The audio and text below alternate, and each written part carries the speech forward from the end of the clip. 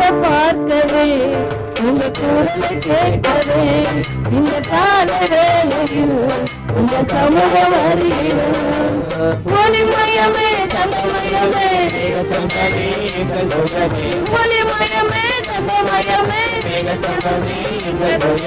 முகத்தை பார்க்கவே உங்க குரலை கேட்கவே இந்த கால வேளையில் உங்க சமூகம் வருகிறோம். உங்க முகத்தை பார்க்கவே இந்த கால வேளையில் அழகில் சிறந்தவரே அற்புதங்கள் செய்பவரே அழகில் சிறந்தவரே அற்புதங்கள் செய்பவரே அதிசயமானவரே அப்பிவரே அதிசயமானவரே அப்பிவரே ஒளிமயமே தங்கமயமே ஒளிமயமே தங்கமயமே இயேசுவின் இனிய நாமத்தில் ஜெபம் கேளும் எங்கள் ஜீவனுள்ள நல்ல பிதாவே. ஆமென். ஹல்லேலூயா, ஹல்லேலூயா. கர்த்தர் உங்களை ஆசீர்வதிக்கட்டும். கடந்த நாட்களிலே ஒரு பெயரோடு கூட முடித்தேன். சத்தமா சொல்லுங்கப்பா. யேசூரன். யேசூரனை குறித்து கொஞ்சம் பார்ப்போம். யார் இந்த யேசூரன்? அவனுக்கும் நம்மளுக்கு என்ன சம்பந்தம்? யேசூரன் சொல்லுங்க, நீங்க சொல்லுங்க. யேசூரன் என்னன்னு தெரியுது? எங்களுக்கு என்ன தெரியுது? நீங்க தான் எல்லாத்தையும் தெரிஞ்சு வச்சுன்னு உங்களுக்கு சொல்லவும் மாட்டேன்றீங்க. அப்புறம் எதனா ஒன்று எங்களை கேட்குறீங்க. நீங்க அறிவாளியா உங்களை காட்டிக்கிறீங்கன்ட்டு உங்க நினைவுகள்லாம் எனக்கு தெரியுது. ஆனா நீங்க நினைக்கிற மாதிரி நான் அறிவாளி இல்லை, உங்களை காட்டிலும் முட்டாள். அல்லேலூயா. உண்மையை தான் சொல்றேன். நானும் பொய் பேச போறேன். எனக்கு ஒன்றும் தெரியாது. நான் தேவ சமூகத்தில் வருவேன். ஆண்டவர்கிட்ட கேட்பேன், ஆண்டவரே என்ன காரியம் ஆண்டவர் அப்படின்னு சொல்லும்போது அவர் கொடுக்கிற அந்த காரியத்தை உங்கள் மத்தியில் வைப்பேன். அவர் சொல்வது எதுவுமே என்னாவது பொய்யாகவே ஆகாது, ஒரு நாள் ஆகாது. அவர் உண்மையை தவிர ஒரு காரியத்தையும் உள்ளதை உள்ளபடியே பேசுகின்றவர் நம்முடைய ஆண்டவர். சரி, யேசூரன்னா என்ன? ஏசப்பா ஒரு இடத்துக்கு வச்ச பேரு. சரி, ஏசப்பா ஒரு இடத்துக்கு வச்ச பேரு யேசூரன். சரி, அந்த வசனத்தை வாசிப்போமே. உபாகமத்தின் புத்தகம் 32வது அதிகாரத்தின் 15. யேசூரன் கொழுத்து போய் உதைச்சான். இப்போ நம்ம பிள்ளைங்கள் எல்லாம் நம்ம செல்லமா பேர் வச்சு, செல்லக்குட்டி, பட்டு, அழகு, அது அழகாவே இருக்காது. அது குழந்தையில அழகா இருந்திருக்கும். பெருசாகி கூட அது எப்படிதான் கூடுவோம்? அழகு என் இயேசு அழகு. அவர் தான் அழகு. நம்ம அழகாவே இருக்க மாட்டோம். ஆனா செல்லம் அது. அதுக்கு கல்யாணம் ஆகி ஒரு குழந்தை பிறந்துட்டு இருக்கோம். அதுக்கு அம்மா பார்த்து சொல்லும், இது என் செல்லம். அல்லேலூயா. நல்லா புரிஞ்சுக்கொள்ளுங்க. ஆண்டவர் நம்மை செல்லமாய் கூப்பிடுகின்ற பெயர் தான் யேசூரன். அல்லேலூயா. இன்னொன்னு நேர்மையானவன் அர்த்தம். யேசூரன்னா என்னது? ஒரு மனுஷன் தேவ சமூகத்தில் நேர்மையாய் நடந்து கொள்கிறான், தேவனுக்கு உண்மையா இருக்கிறானா, அவனை தேவன் செல்லமாய் யேசூரன் என்று அழைக்கிறார். அது மோசேவாகட்டும், ஆபிரகாம் ஆகட்டும், நீங்களாகட்டும், நானாகட்டும். இடத்துக்கு பெயர் அதல்ல. ஒரு மனுஷனை தேவன் செல்லமாய் அழைக்கின்ற பெயர் என்னவா? யேசூரனே. அந்த பேர் சொல்லும் போது நம்மளுக்கு எப்படி இருக்குது? பயமா இருக்குதா? எப்படி இருக்குது? பார்த்தா ஒரு மிடுக்கா இருக்குது. யேசூரனே அப்படி ஏதோ ஒரு யுத்த வீரனை நம்மளை கூப்பிடுற மாதிரி இருக்குது இல்லைங்களா? அப்படித்தானே இருக்குது அந்த பேரு. ஆண்டவர் அப்படிதான் கூப்பிடுறாரு. நம்மளுக்கு ஒன்றும் தெரியாது. ஆனால் தேவன் யேசூரனே என்றாரு. எப்படி ஒரு நேர்மையானவனை தேவனை எப்படி கூப்பிடுறாரு? ஆனால் இந்த நேர்மையானவன் நேர்மையானவனா இருப்பது இல்லை. அதுக்கு அடுத்த வசனம் சொல்லுது. அதே வசனத்துல வாசிச்சு பாத்தீங்கன்னா என்ன பண்ணானா, கொழுத்து ஸ்தூலித்து. அல்லேலூயா. நல்லவன்பா, ரொம்ப நல்லவன். ஒரு நாள் தேவ சமூகத்துல அவனை போல தெய்வம் இல்ல, உம்மை தவிர விருப்பம் இல்ல, உம்மை விட்டா கதியும் இல்ல, நீங்க இல்லைன்னா சொல்லுமா, உம்மை போல தெய்வம் இல்ல, உம்மை தவிர உம்மை விட்டா நீங்க இல்லைன்னா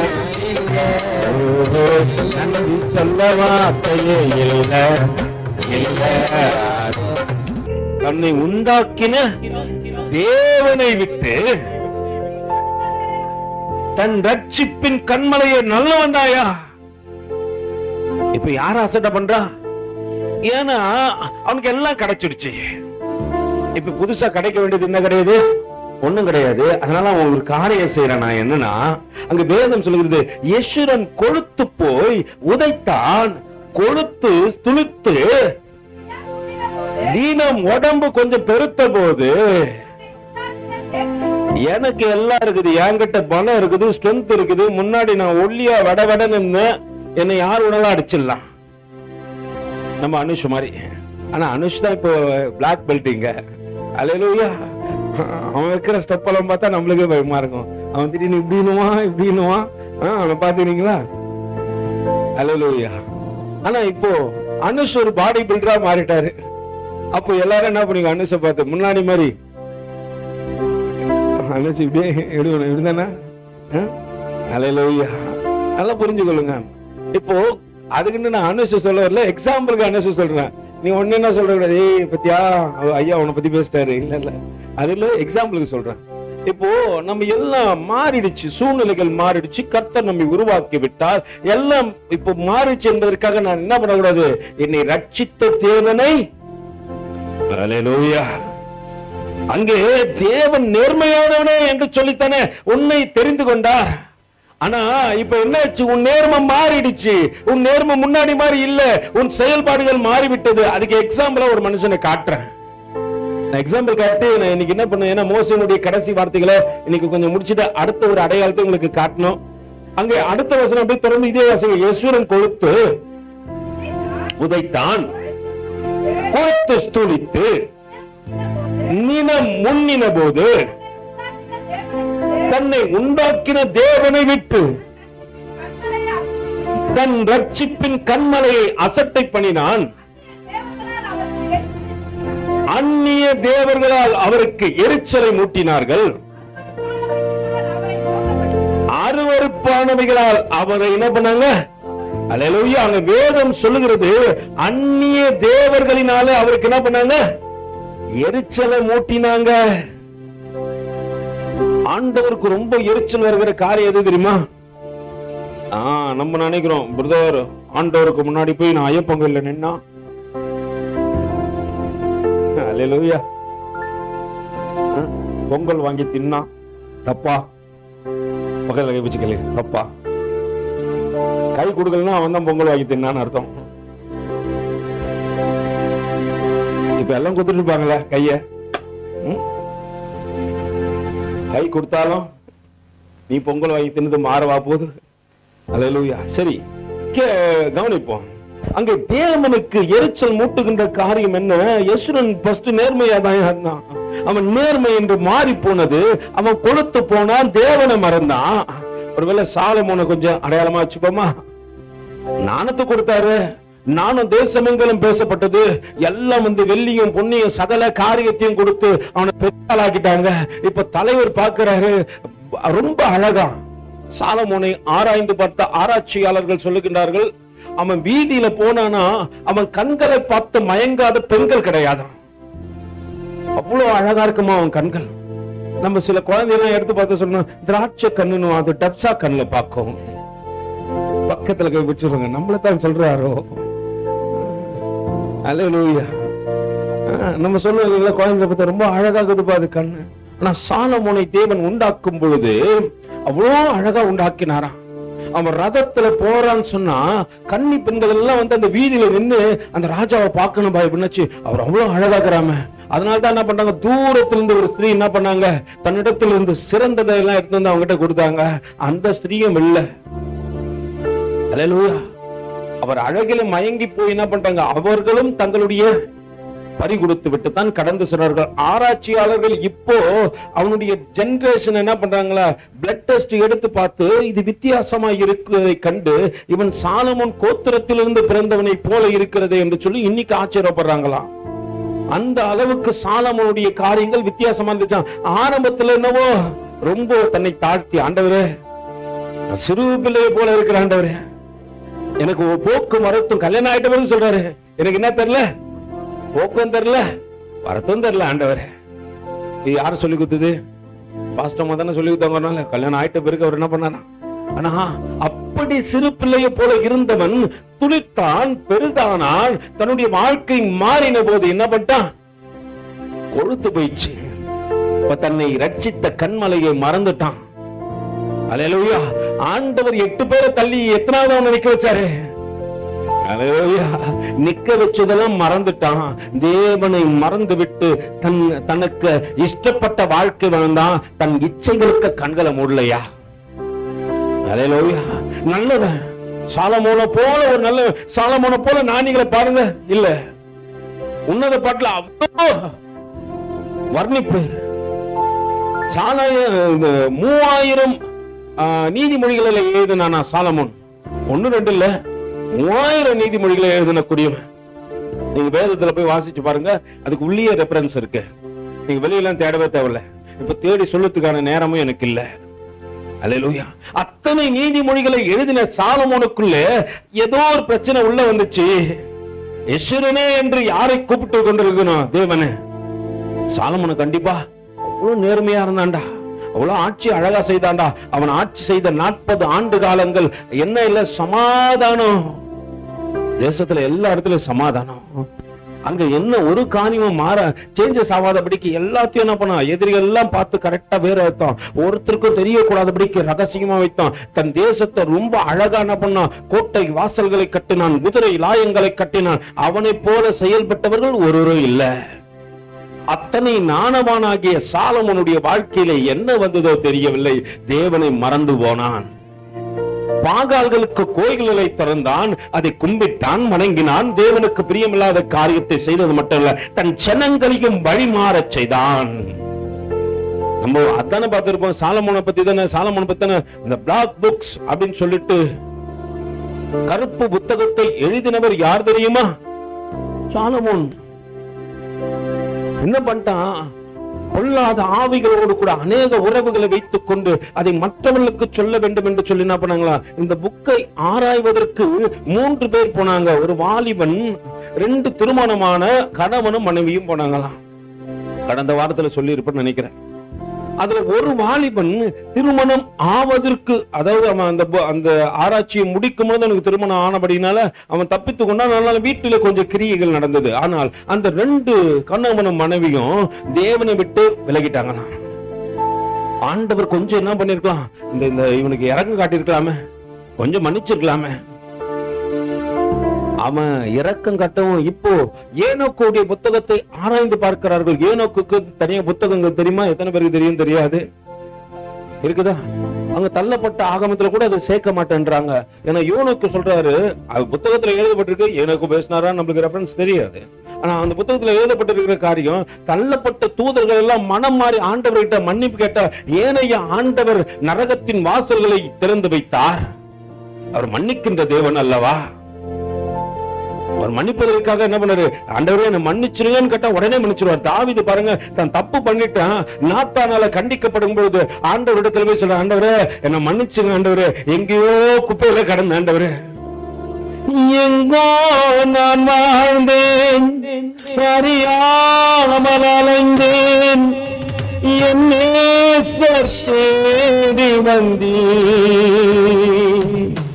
எங்கோ நான் வாழ்ந்தேன், அறியாமல் என் நேசர்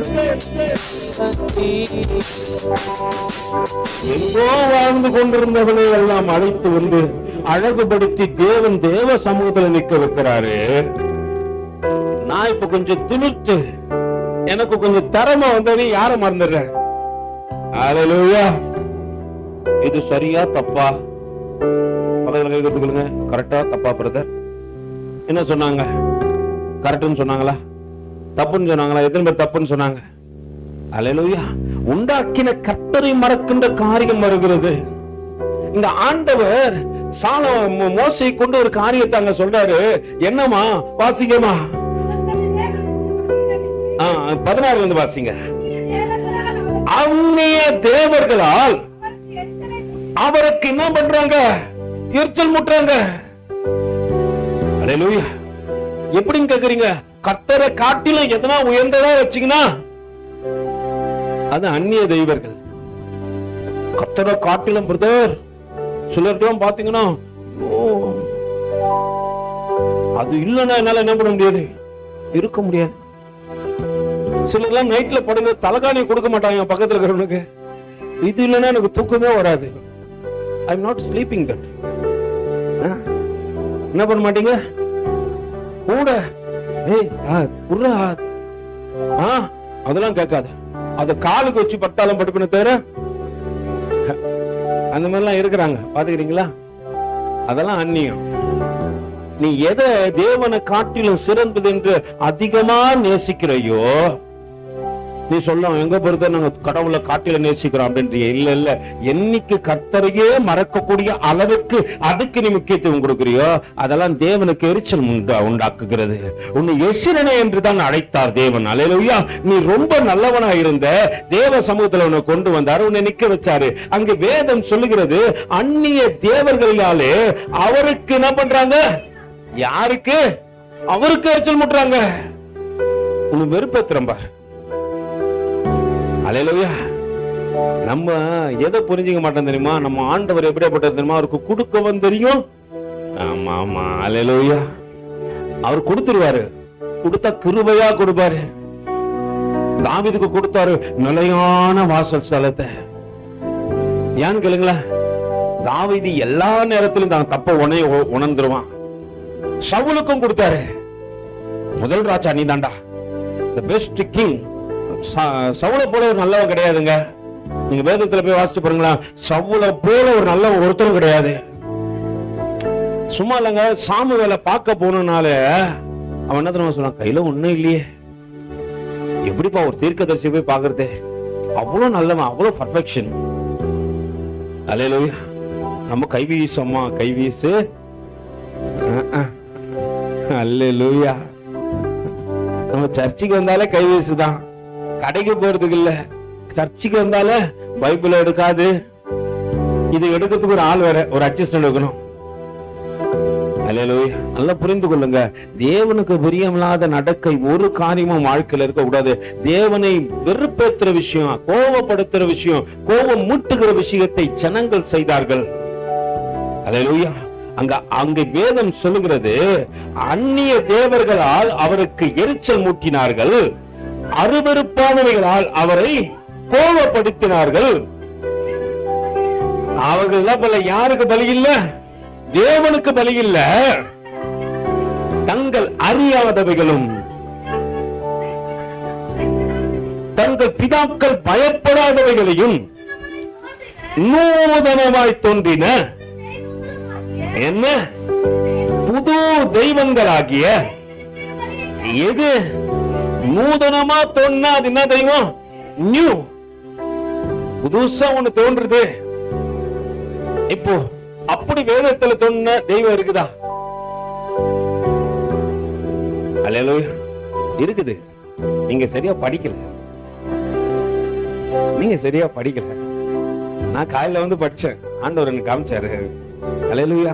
மனுஷனால் உருவாக்கப்பட்ட அது தெய்வம்ட்டான், அது புது தெய்வம்ட்டான். எங்கயா சொன்னா, யார் சொன்னது, யார் பண்ணதுன்னு கொஞ்சம் பார்த்துருவோம். அப்பதான் நம்மளுக்கு புதிய காரியங்கள் நம்ம வாழ்க்கையில வரும்போது அவருக்கு எரிச்சல் மூட்ட மாட்டோம். நம்மளுக்கு நல்லா தெரியும், ஆண்டவரே இந்த காரியம் வாழ்க்கையில வந்தா உனக்கு எரிச்சல் மூட்டும் ஆண்டவரே. தேவன் நிமித்தமா என்ன பண்ணும், எல்லாத்தையும் இழக்கிறதுக்கு ஒரு மனுஷன் ஆயத்தமா இருக்கணும். யாருன்னா வந்துட்டாங்கன்னா தேவனே இழக்கிறதுக்கு உடம்பு சரியில்லைங்க. கடந்த நாட்கள்ல ஆபிரகாம் திடீர்னு மயக்க வச்சு அங்க வந்துட்டான். அல்லேலூயா. நான் போல, உண்மையாலுமே போல. அப்படியே சில பேய்கள்லாம் இருக்குதுங்க, ஆடுதுங்க. அங்க தலையை விரிச்சு பண்ணு, இது கூட்டம் பண்ணலாம், 108க்கு போன் பண்ணிடலாம், அப்போலோ ஹாஸ்பிட்டல் சேர்த்துருங்கடா, எது வேணாலும் பண்ணிருங்கடா, நீ வேலைக்கு இதெல்லாம் முடிச்சுட்டு வந்துடுறேன் அப்புறமேட்டு. அல்லேலூயா. நல்லா புரிஞ்சுங்க. அதுக்கிட்ட அன்பு இல்லாமலாம் இல்ல, ஆண்டவரை காட்டிலும் இது உயர்ந்தது இல்ல. எனக்கு எது கொடுத்தாலும் ஏசப்பா தான் கொடுத்தாரு. என் பிள்ளைகளை ஆகட்டும், என் மனைவியாகட்டும், நான் போட்டுக்கிற ஆடையாகட்டும், ஆகாரமாகட்டும், சகல காரியங்களாகட்டும் என் கர்த்தர் கொடுத்தாரு. அவர் கொடுக்கவும் தெரியும் அவருக்கு. அல்லேலூயா. அவர் படித்துக் கொண்டு போக அதை தடுப்பவன் யாரையா? அவர் படிக்கணும்னு நினைச்சா என்னால என்ன பண்ண முடியாது, தடுக்கும். தாவீது இருதயத்துக்கு ஏத்தவன். தன் பிள்ளைக்கு உடம்பு சரியில்லை, ஆண்டவர் சமூகத்துல முழங்கால் படி, ஆண்டவரே இந்த பிள்ளையை கூட ஆண்டவரே. ஆண்டவர் பரிசுன்னு போயிட்டாரு. எழுந்தான், குளிச்சான், தலையில எண்ணெய் வச்சு தலைய வரணும், ஸ்ட்ரைட்டா பந்திக்கு வந்து உக்காண்டான். எல்லாம் ஆச்சரியப்படுறான். அப்பங்காரன் பிகிறானே. இப்ப ஆபிரகாமா ஆச்சரியம், ஒரு அப்பங்காரன் பிகிறானே. நல்லா புரிஞ்சுக்கொள்ளுங்க, இந்த உலகத்துல எதுவும் நடந்தது கிடையாது. எல்லா உறவுகளும் கர்த்தர் கொடுத்தார், எல்லா நேசிப்பும் கர்த்தர் கொடுத்தார், பிள்ளைகளை கர்த்தர் கொடுத்தார், கணவனை கர்த்தர் கொடுத்தார், மனைவியை கர்த்தர் கொடுத்தார், எல்லாத்தையும் கர்த்தர் கொடுத்தார். அவர் திட்டம் பண்ணலன்னா நல்லதெல்லாம் நம்மளுக்கு கிடைச்சே இருக்காது. பொல்லாததை கொடுத்து நல்லதா மாத்துறாரு. அல்லேலூயா. அவர் அப்படியேப்பட்டவர். பொல்லாததான் கொடுத்தாரு. ஆரம்பத்துல பார்க்கணுமே. பக்கத்துல கை பிடிச்சுக்கலுங்க, நீங்களே எவ்வளவு நல்லவங்க. என்ன சொன்னாங்க? ரொம்ப நல்லவ. நம்மளை பத்தி நம்மளுக்கு தான் தெரியும், யாரும் சாட்சி கொடுக்க தேவையில்ல. சாட்சி கொடுப்பாங்க. நாம் தேவனுக்குள்ள இருந்து நடக்கின்ற எல்லா காரியத்துக்கும் தேவன் சாட்சி கொடுக்க வைப்பாரு. அல்லேலூயா.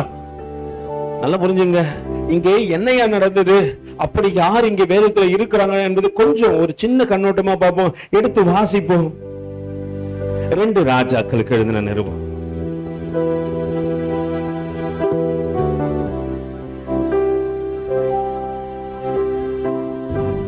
17வது அதிகாரம். எல்லாம் எடுத்துட்டீங்களா? 16வது வசனம் வாசிங்க பார்க்கலாம். தங்கள் தேவனாகிய கர்த்தரின் கற்பனைகளை எல்லாம் விட்டுவிட்டு 2 கன்று குட்டிகளாகிய வார்ப்பித்த விக்கிரகங்களை தங்களுக்கு உண்டாக்கி விக்கிரக தோப்புக்களை நாட்டி வானத்தின் சேனைகளை எல்லாம் பணிந்து கொண்டு பாகாலை சேவித்தார்கள். அல்லேலூயா. இப்ப நியூ கவர்னன்ட் ஒன்று உள்ள வருது, புதிய தெய்வம் ஒன்று உள்ள வருது. அது எப்படியாப்பட்டது என்று வேதம் சொல்லுகிறது? வார்ப்பித்த செஞ்ச ஒரு கண்ணுக்குட்டி. ஆரோனு ஒரு கண்ணுக்குட்டி தான் செஞ்சான். ஐயோக்கிய ராஸ்கல், இவன் எத்தனை கண்ணுக்குட்டி செஞ்சான்? வாசிங்க மறுபடியும், வாசிங்க. தங்கள் தேவனாகிய கர்த்தரின் கற்பனைகளை எல்லாம் விட்டுவிட்டு 2 கன்று குட்டிகளாகிய, என்ன புரிஞ்சுங்க, 2 கன்று குட்டிகளாகிய வார்ப்பித்த புதிய தெய்வத்தை கொண்டு வந்து நிறுத்தின இவன் யார்? இப்ப நம்ம பாட்டு பண்ணும், யாரோ இவர் எப்படிப்பட்டவரோ. அல்லேலூயா. கண்ணு குட்டி செஞ்சாரோ, அத குட்டி செஞ்சாரோ. அல்லேலூயா. நல்லா புரிஞ்சுங்க. இவன் யாருன்னு தெரியணும், கொஞ்சம் தேடி பார்ப்போம். எடுத்து வாசிப்போம். 1 ராஜாக்களுக்கு எழுதின நிருபம், என்னோட கூட திருப்பி கொள்ளுங்க. 11வது அதிகாரம், chapter 11 26 வாசிங்க பார்க்கலாம். சேரா ஊரில் உள்ள எப்ராயிம் மனுஷனாகிய நேபாத்தின் குமாரன் யெரொபெயாம் என்னும் சாலமோனின் ஊழியக்காரனும் ராஜாவுக்கு விரோதமாய் கையெடுத்தான். அவனுடைய தாய் செருகால் என்னும் பேருள்ள ஒரு விதவை. நல்லா புரிஞ்சுங்க. விதவை உடைய பிள்ளை சாலமோன் வீட்டுல வேலை செஞ்சிருந்தவன். அல்லேலூயா. சாலமோனுக்கு விரோதமாய் கையெடுத்தவன். இவன் ஏன் சாலமோனுக்கு விரோதமா கையெடுத்தான்ற விஷயத்துல நீங்க போய் வீட்டுல படிங்க. ஒருவேளை அந்த 11வது அதிகாரத்தை முழுசா படிக்க முடியும்னா படிச்சு பாத்துருங்க, தெரியும். ஆனா இவன் பெயர் இங்க என்ன என்று சொல்றாங்க? நல்லா போங்க, வாசிங்கம்மா, மறுபடியும் வாசிங்கம்மா அந்த வாசனை. சேராதா ஊரில் உள்ள நேபாத்தின் குமாரன் யெரொபெயாம் என்னும் சாலமோனின் ஊழியக்காரன். பேர் என்னது? யெரொபெயாம். இவன் யாருன்னா சாலமோனால் பகைக்கப்பட்டு, சாலமோன் கிட்ட தான் வேலை செஞ்சிருந்தான். சாலமோனால் பகைக்கப்பட்டபடினால சாலமோன் எங்க கொன்னுட போறாரு, பெரிய ராஜாவை மாறிட்டாரு, கொன்னுட போறாருன்னு சொல்லிட்டு என்ன பண்ணிட்டான், ஊரை விட்டு ஓட்டான். எங்க ஓடினா தெரியுங்களா? எகிப்துக்கு ஓடி போய் ஒளிஞ்சுக்கணும். இப்போ சாலமோன் நாட்கள் முடிந்து சாலமோன் பையன் ரெகோபயாம் வருகின்றான். இவன் பேர் என்னது? இவன் பேர் யெரொபெயாம், அவன் பேரு ரெகோபயாம். ஜனங்கள்லாம் என்ன சொல்றாங்கப்பா, ரெகோபயாமே உங்க அப்பா எங்களை ரொம்ப கொடுமையா நடத்தினாரு, இப்ப கொஞ்சம் அந்த லகுவாக்கு அப்படின்னு கேட்கும் போது ரெகோபயாம் சொல்லுகின்றான், நாளைக்கு வாங்க நான் சொல்றேன் உங்களுக்கு எல்லாம் அப்படின்னு சொல்லிட்டு பதில் சொல்றான். மறுநாள் வந்த போது அவன் அங்க இருக்கிற பெரியவங்களை கேட்காதபடிக்கு, தனக்கு முன்னிருந்த மூத்தவர்களை கேட்காதபடிக்கு தன் ஃப்ரெண்டு கிட்ட ஆலோசனை பண்றான். என் ஃப்ரெண்ட போல யாரு? கேளுங்க கையை கொடுத்து, நம்ம ஃப்ரெண்ட போல யாரு? அப்படியே சுத்தி பாரு. அல்லேலூயா. இப்போ முன்னாடி இருந்ததை காட்டிலும் ஃப்ரெண்டுக்கு சொன்னாங்க, முன்னாடி இருந்த கணத்தை காட்டிலும் இன்னும் அதிகமா கணத்தை குர்றா. இப்போ மறுநாள் வராங்க ரெகோபயாம் கிட்ட. சரி ரெகோபயாமாப்பா, யெரொபெயாம் கிட்ட கேக்குறாங்க. கேட்டு ஜனங்க என்ன பண்றாங்க பாக்குறாங்க, இல்ல நீ எனக்கு ராஜாவே வானாடா அப்படின்னு சொல்லிட்டு உதறி விட்டு போயிடுறாங்க. 10 கோத்திரத்தார் போயிடுறாங்க. 10 கோத்திரத்தார் போய் யெரொபெயாமை தேர்ந்தெடுத்து அவனை தேவன் ராஜாவாய் ஆக்க வேண்டும் என்று சாலமோன் பையனுக்கு எதிரடையாய் 10 கோத்திரங்கள் உருவாக்கப்படுவதற்கு யெரொபெயாம் ராஜாவாய் இருக்கிறான். இந்த யெரொபெயாம் பண்ணுகின்ற காரியத்தை 11வது அதிகாரத்துல வாசிங்க, என்னோடு கூட 40வது வசனம் வாசிங்க பார்க்கலாம். அது நிமித்தம் சாலமோன் யெரொபெயாமை கொல்ல வகை தேடினான். யெரொபெயாம் இருந்து எங்க விட்டான்? எகிப்தின் ராஜாவிடத்துல ஓடி போய் அங்க இருந்தா. எது நிமித்தம் என்பதை நீங்க உள்ள தேடி பாருங்க, தெரியும். அதுக்கப்புறம் வரான். இப்ப 10 கோத்திரத்தில் வச்சிருந்த இந்த 10 கோத்திரமும் தன்னை விட்டு போய்விடக் கூடாது என்பதற்காக ஒரு காரியத்தை செய்யறான்.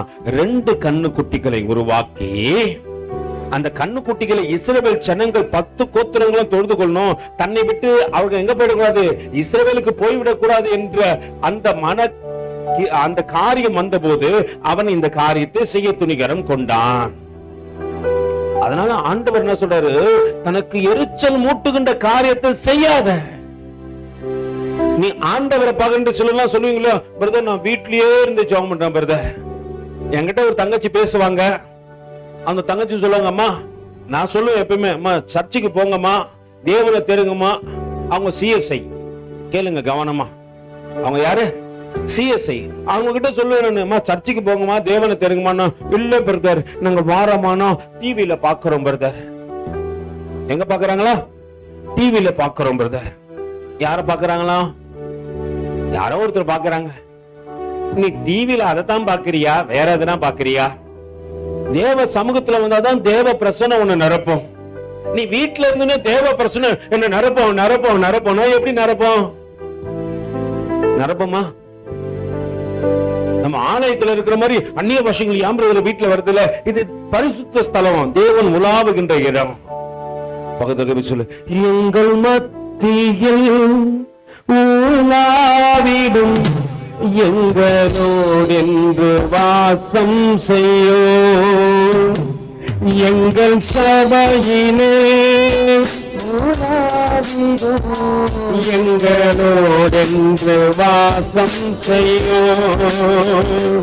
எங்கள் குடும்பத்தில் வாசம் செய்யோ.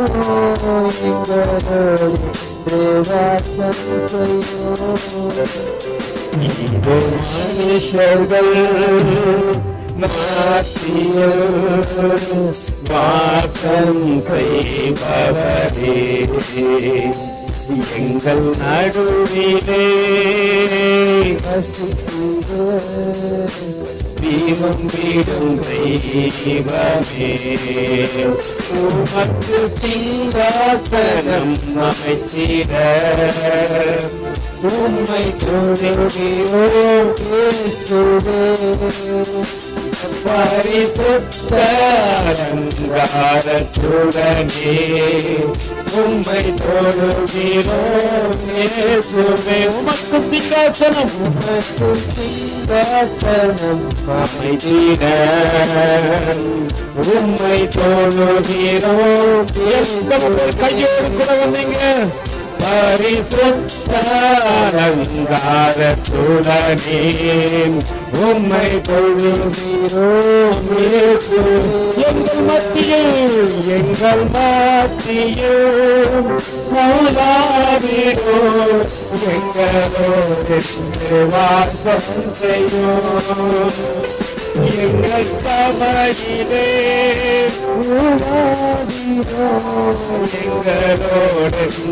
வாசம் செய்யும். 1 ராஜாக்களுக்கு நிருபத்துல 12வது அதிகாரத்துல 21வது வசனம் சொல்லுகிறது,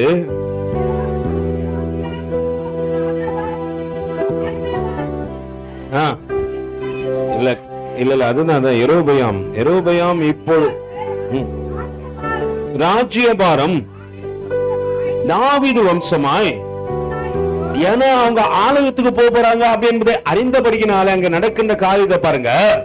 இந்த ஜனங்கள் எருசலேமில் உள்ள கர்த்தருடைய ஆலயத்தில் பலிகளை செலுத்துவானால் இந்த ஜனங்களின் இருதயம் யூதாவின் ராஜாவாகிய ரெகோபயாம் என்னும் தங்கள் ஆண்டவன் வசமாய் திரும்பி அவர்கள் என்னை கொன்று போட்டு யூதாவின் ராஜாவாகிய ரெகோபயாமின் பரிசமாய் போய் விடுவார்கள் என்று தன் மனதிலே சிந்தித்துக் கொண்டு, ஆகையால் ராஜாவானவன் யோசனை பண்ணி பொன்னினால்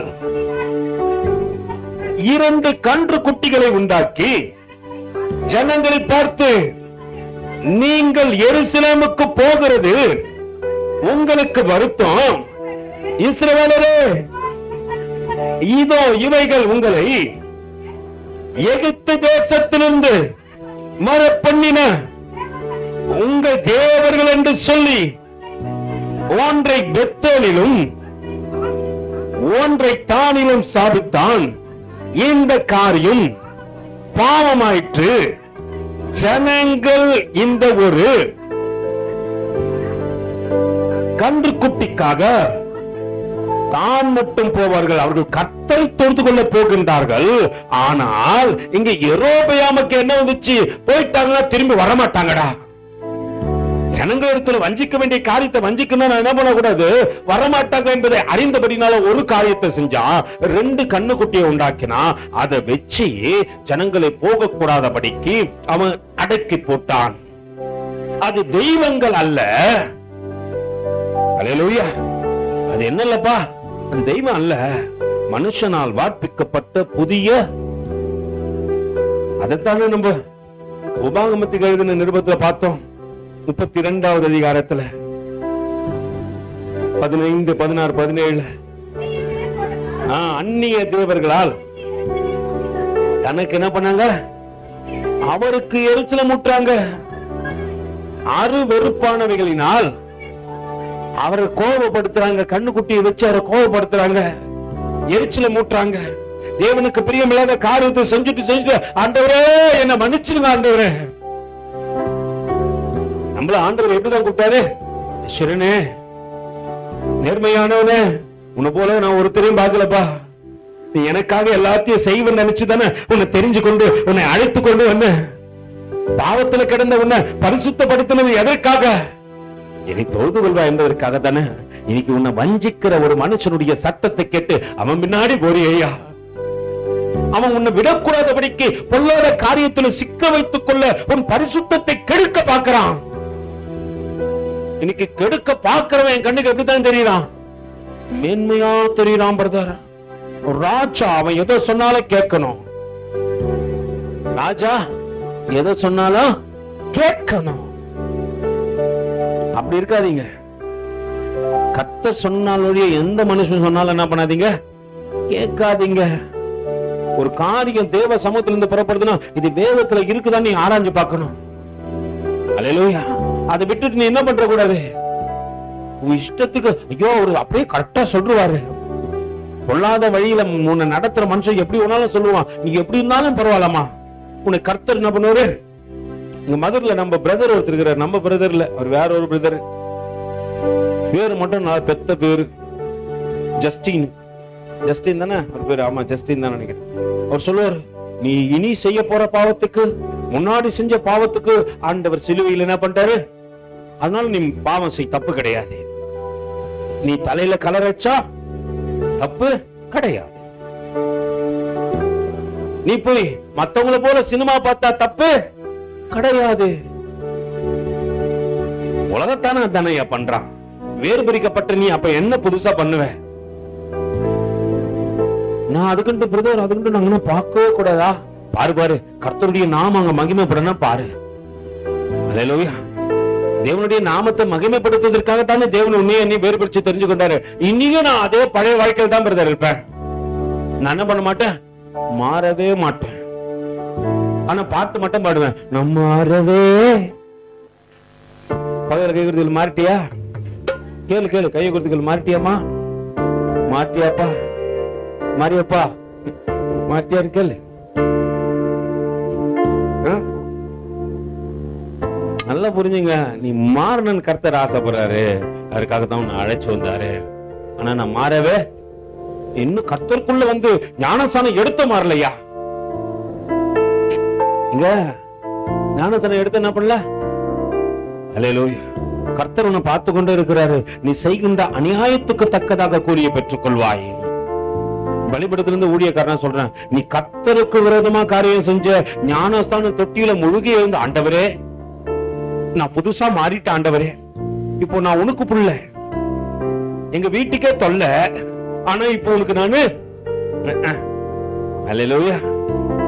நீங்க அப்படிலாம் இருந்த வீட்டுக்கே தொல்லையா இருந்த உன்னை கூட்டு வந்து அவருக்கு பிள்ளையா மாத்தும் போது நீ அதை காட்டிலும் 100 மடங்கு அல்லவா இங்க வேலை செய்யணும். 100 மடங்கு அல்லவா ஆண்டவருக்காக செயல்படணும். உன்னை எசுரனே என்றுதானே அழைச்சாரு. மொத்தவெல்லாம் கட்டவன்னா, அயோக்கியன்னா, முல்ல மாறினா, பைத்தியக்காரன்னா, மாடுன்னு கூப்பிட்டான். நம்ம மனுஷனா ஒருத்தனும் கூப்பிடல. நம்மள எத்தனை பேர் விட்டு கூப்பிட்டாங்க சொல்லுங்க? இல்ல எத்தனை பேர் பிரதர் சிஸ்டர் அப்படின்னு சொன்னாங்க சொல்லுங்க? அவர்தான் கூப்பிட்டான். ஓட்டு வேற ஆரம்பத்துல அழகா ஓட்டு இருந்தாரு. பொன்னம்மாவோ கண்ணம்மாவோ பேரை வச்சு அப்படி கூடுவாரு. அது காலம் போக்கில மாறிடும். ஏன்னு அப்புறம் சாரி கமா ஏதாவது ஒரு வார்த்தையில என்ன பண்றீங்க, நீங்க சிக்கிப்பீங்க.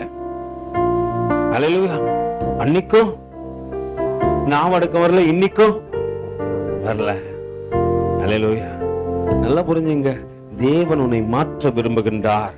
அவருக்கு எரிச்சல் மூட்டுகின்ற காரியத்தை விட்டு விலகுவா. உன்னை வஞ்சிக்கத்தக்கதாக கூட்டங்கள் எழும்பலாம், அந்த கூட்டத்துக்கு செவி கொடுத்து நிக்காத. அங்க வேதம் அழகாய் சொல்லுகிறது. அதை அங்கே மோசே கடைசி வார்த்தையால் உதித்து விட்டு கடந்து செல்கின்றான். சொல்லப்படுகின்ற காரியத்தை வருக, உன்னை ஜெனிப்பித்த கண்மலையை நீ நினையாமல் போனாய், உன்னை பெற்ற தேவனை மறந்தாய். கர்த்தர் அதை கண்டு தமது குமாரரும் தமது குமாரத்திகளும் தன்னை கோபப்படுத்துவது நிமித்தம் மனமடிவாக்கி அவர்கள் என்ன பண்றாரு, ஆண்டவரே புறக்கணிச்சுட்டாரு. நீ சொல்ல பிள்ளையா தான் ஆண்டவருக்கு ஆனா. அல்லேலூயா. என்ன கர்த்தர் பேச்ச கேட்க மாட்டேன். கர்த்தருக்கு பிரியமில்லாத அவர் எப்படி கோபம் மூட்டாம மூட்டுற. நீ யாரையும் கோபம் மூட்டுறன்னு சொல்லிட்டு சிலர்லாம் சொல்லுவாங்க, இவரை பாரு, இவர் எப்படி கோபப்படுத்துறேன் பாரு. நீ என்ன கோபம் மூட்டல, என்ன கோபம் மூட்டா நான் என்ன பண்ணுவேன், கோபத்துல போய் செவுத்துல இச்சிப்பேன். வச்சால் முடிஞ்சு போச்சு. என் கோபம் தீர்ற வரைக்கும் என்ன பண்ணுவேன், இச்சிப்பேன். அவ்வளவுதான், அதோட என் கோபம் மாறிடும். ஆனா நீ தேவையில்லாத ஒருத்தருக்கு கோபத்தை மூட்டிட்டேன்னு வச்சுக்க, அது பத்தி எரியும். அல்லேலூயா. அங்க ஆண்டவருக்கு கோபம் மூட்டுகின்றபடியினால் கர்த்தர் அதை கண்டு தமது குமாரருக்கு தமது குமாரத்திகளுக்கும் தம்மை கோபப்படுத்தினது நிமித்தம் மனமடிவாக்கி அவர்கள் என்ன பண்றாரு? புறக்கணித்து என் முகத்தை அவர்களுக்கு மறைப்பேன், அவர்களுடைய முடிவு எப்படியோ என்று, எப்படி இருக்கும் என்று பார்ப்பேன். அவர்கள் எப்படிப்பட்டாங்க? மாறுறாங்கய்யா, சீசனுக்கு சீசன் மாறுறான். அல்லேலூயா. ஒரு நாள் நல்லா இருக்கிறான், ஒரு நாள் மாறிடுறான், ஒரு நாள் சிரிக்கிறான், ஒரு நாள் முறைக்கிறான். அல்லேலூயா. நல்லா புரிஞ்சுங்க, மாறுபாடு உள்ள சன்னதியா இராதே. கர்த்தருக்காக எல்லா நேரத்திலும் ஒரே மனநிலையில இரு, அதை மாத்திக்காத. ஆண்டவரே, என்னை ரட்சிப்புக்குள்ளாக நீ கொண்டு வந்த நாட்கள்ல நான் எப்படி இருந்தனோ, எப்படி ஓடனோ, எப்படி ஆடினோ, அதே போல இன்னைக்கு இருப்பேன். அல்லேலூயா. இப்போ வருஷம் 365 நாள் நம்ம போய் என்ன பண்ண முடியாது? ரோட்ல டான்ஸ் ஆட முடியாது. ஆனா 7 நாள் என்ன பண்ணுவோம்? நம்ம ஜாலியா ஆடலாம், யாரும் கேட்க மாட்டாங்க. கர்த்தருக்காக நீ எங்க ஆடினாலும் யாரும் கேட்க மாட்டாங்க. ஆனா நம்ம கர்த்தருக்காக மட்டும் ஆடுறோமான்னு கொஞ்சம் யோசனை பண்ணி பாருங்க. எங்களை அறியவே இல்லை பிரதர், அது ஆட்டினே இருக்குது. வீட்டுல எங்காவது ரோட்ல பாட்டாக என்ன பண்ணு? ஆட்டுது. சூடு வச்சிரு. அல்லேலூயா. நல்லா புரிஞ்சுங்க, உலகத்துக்கு ஒத்த வேஷம் தரிக்காதுன்னு கர்த்தர் சொல்றாரு. நீங்க மாறுபாடு உள்ள சன்னதி இடத்துல இருந்து தான் உங்களை வேறு பிரிச்சு கொண்டு வந்தாரு. ஆனா இன்னைக்கு என்ன ஆகல? மாறல. வேதம் சொல்லுகிறதை வாசிங்கம்மா. அவர்கள் மகா மாறுபாடு உள்ள சன்னதிகள், என்ன இல்ல பிள்ளைகள, உண்மை இல்லாத பிள்ளைகள், தெய்வம் அல்லாதவர்களால் எனக்கு எரிச்சலை மூட்டி தங்கள் மாயங்களினால் என்னை கோபப்படுத்தினார்கள். ஆகையால் என்ன பண்ணாரு ஆண்டவரே? ஜனங்களினால் எரிச்சல் உண்டாக்கி மதி கெட்ட ஜாதினா யாரு? பைத்தியத்தை கொண்டு அவரை என்ன பண்ணுவேன்? அல்லேலூயா. நல்லா புரிஞ்சுங்க, யாரை கொண்டு உங்களை கோபப்படுத்துவாரா? பைத்தியத்தை கொண்டு உங்களை கோபப்படுத்துவாரா? வாசிக்குமா, வாசிக்குமா. என் கோபத்தினால் அக்கினி பற்றி கொண்டது, அது தாழ்ந்து நரகம் மட்டும் எரியும், அது பூமியையும் அதன் பலனையும் அழித்து பர்வதங்களின் அஸ்திபாரங்களை வேக பண்ணும். தீங்குகளை அவர்கள் மேல் குவிப்பேன், என்னுடைய அம்புகளை அவர்கள் மேல் பிரயோகிப்பேன். அவர்கள் பசியினால் வாடி ஏரி பந்தமான உஷ்ணத்தினாலும் கொடிய வாதையினாலும் மாண்டு போவார்கள். துஷ்ட மிருகங்களின் பற்களையும் விஷத்தையும் அவர்களுக்குள்ளே அனுப்புவேன். வெளியிலே பட்டயமும் உள்ளே பயங்கரமும், வாலிபனையும் கன்னிகையும் குழந்தைகளையும் நரைத்த கிழவனையும் அழிக்கும். எங்கள் கை உயர்ந்ததென்று கர்த்தர் இதையெல்லாம் செய்யவில்லை என்று அவர்களுடைய பகஞ்சர்கள் தப்பெண்ணம் கொண்டு சொல்லுவார்கள் என்று நான் சத்ருவின் கோபத்திற்கு அஞ்சினேனானால் நான் அவர்களை மூளைக்கு மூளை செருவடித்து மனிதருக்குள் அவருடைய பெயர் அற்றுப்போக பண்ணுவேன் என்று சொல்லி இருப்பேன். அவர்கள் யோசனை கெட்ட ஜாதி, அவர்களுக்கு என்ன இல்ல? உணர்வு இல்ல. கர்த்தர் இத்தனை பேர் நன்மையை செஞ்சாரப்பா, எங்கேயோ என்ன கூட்டின்னு வந்து என்ன உயர்த்தி வச்சுக்கிறாரப்பா, என் வாழ்க்கையை மாத்தி வச்சுக்கிறாரப்பா, என்னை இன்னைக்கு அநேகருக்கு முன்பாக ஆசீர்வாதமா வச்சிருக்கிறாரு. உணர்த்தப்பட்டோமானால் ஒரு காரியத்தை செய்யுமா, கர்த்தரை விட்டு என்னைக்குமே விலக மாட்டோம். அங்க வேதம் சொல்கிறது வாசிங்கம்மா தொடர்ந்து. அவர்கள் யோசனை கெட்ட ஜாதி, அவர்களுக்கு உணர்வில்லை. அவர்கள் ஞானம் அடைந்து இதை உணர்ந்து தங்கள் முடிவை சிந்தித்துக் கொண்டால், அல்லேலூயா. நம்ம உணர்வடைஞ்சு நம்ம முடிவை சிந்திக்கணும். ஆண்டவரே எப்படி சிந்திப்பீங்க சொல்லுங்க? ஒருத்தருடைய மரணம் நம்மள சிந்திக்க வைக்கும். ஒரு அம்மா இங்க இருந்தாங்க, 4 நாள்ல செத்து போயிட்டாங்க. அல்லேலூயா.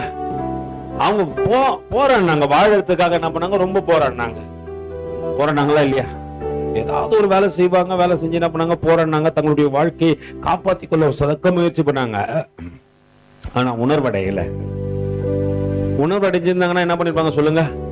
எப்படியாவது கர்த்தாவே, கர்த்தர் எப்படியோ வழிகளை திறந்து விட்டாரு, எந்த பிள்ளைகளையோ கொண்டு என்ன பண்ணாரு, வழிவாசலை எல்லாம் உண்டாக்கி உன்னை பொண்ணு வந்து தேவ சமூகத்துல சேர்த்தாரு. ஆனா உணர்வு இல்ல, அவங்களுக்கு எது தெரியல, நம்முடைய மரணம் என்று தெரியாதபடிக்கு அவங்க ஓடி கடைசியில பார்த்தா மரணம் வந்த போது அவர்களால் அதை தடுத்து நிறுத்த முடியல. அல்லேலூயா. நம்ம உணர்வடையத்தக்கதாக ஒவ்வொரு மனுஷனையும் நமக்கு முன்னாடி ஆண்டவர் நிக்க வச்சு காண்பிக்கிறாரு. நம்ம உணர்வடைந்து மனம் திரும்புவோமானால் கர்த்தர் நிச்சயமாய் மன்னித்து நம் தலையை உயர்த்துவார். அங்க வேதம் சொல்லுகிறது,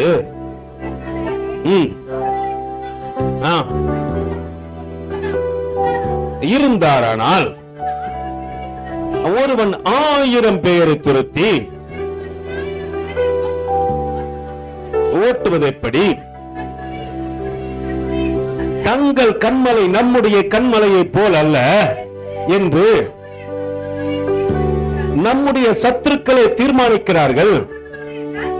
அவர்களுடைய திராட்சை செடி சோதோமிலும் கொமோராவிலும் பயிராக திராட்சை செடிகளிலும் தாழ்ந்த ஜாதியாய் இருக்கிறது.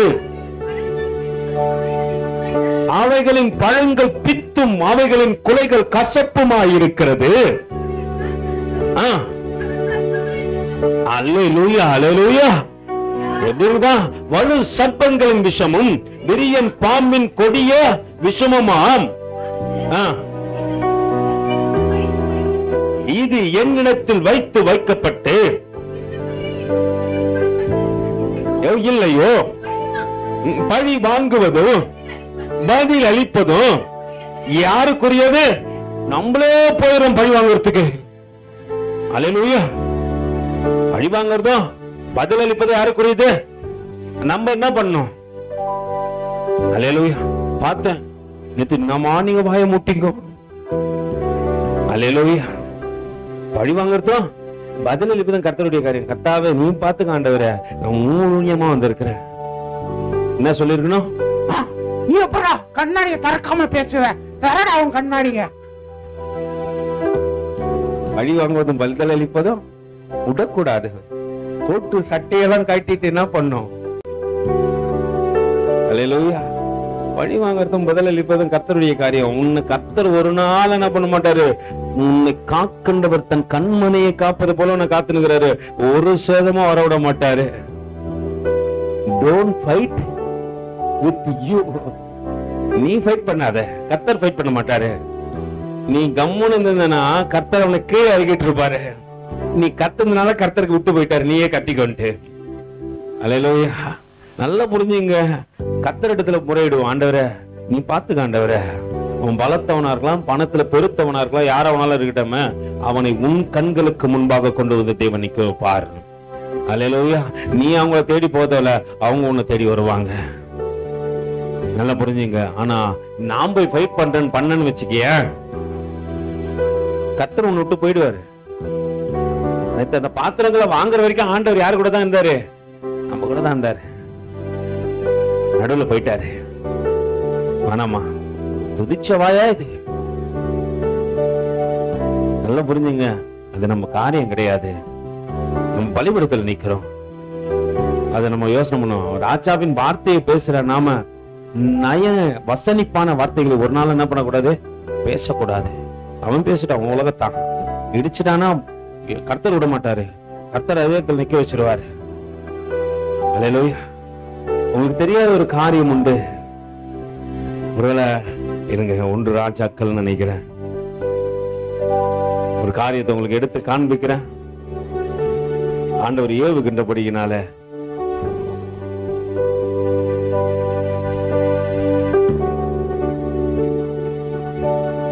1 ராஜாக்கள்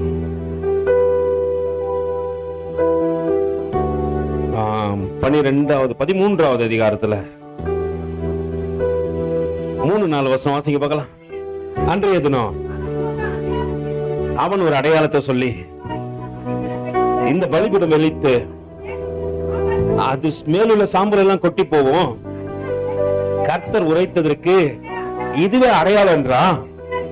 பெத்தேலில் இருக்கிற அந்த பலிபீடத்திற்கு எதிராக தேவனுடைய மனுஷன் கூறின வார்த்தையை ராஜாவாகிய யெரொபெயாம் கேட்டபோது அவனை பிடிங்கள் என்று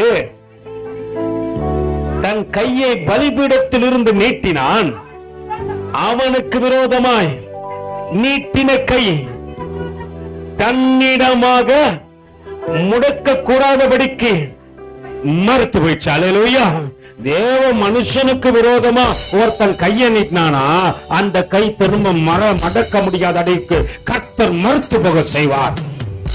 நீ போய் கை நீட்டாத. உன்னை அதுக்காக தேவன் என்ன பண்ணல?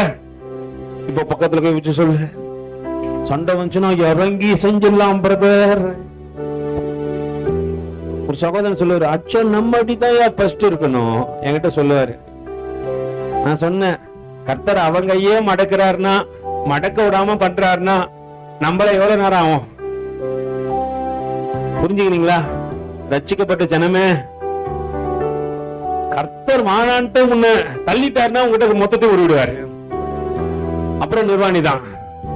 என்ன பண்ணாலும் தேவன் மறுபடியும் சத்தத்தை கேட்க மாட்டாரு. சாலமோன் சத்தத்தை கடைசியில கேட்கவே இல்லை. அவன் சொல்றான், மாயை மாயை எல்லாம் மாயை. அல்லேலூயா. எல்லாத்தையும் பண்ணிட்டான், எல்லாத்தையும் பார்த்துட்டான். கடைசியில கர்த்தர் விட்டு வந்து, கர்த்தாவே என்ன மன்னிச்சுடுங்க ஆண்டவரே. கர்த்தர் அவன் சத்தத்துக்கு செவி கொடுக்கவே இல்லை, பதில் அளிக்கல. அவன் கடைசியா ஒரு காரியம் சொல்றான், மாயை மாயை எல்லாம் மாயை, மாயை மாயை எல்லாம் மாயை, எல்லாம் மாயை. இந்த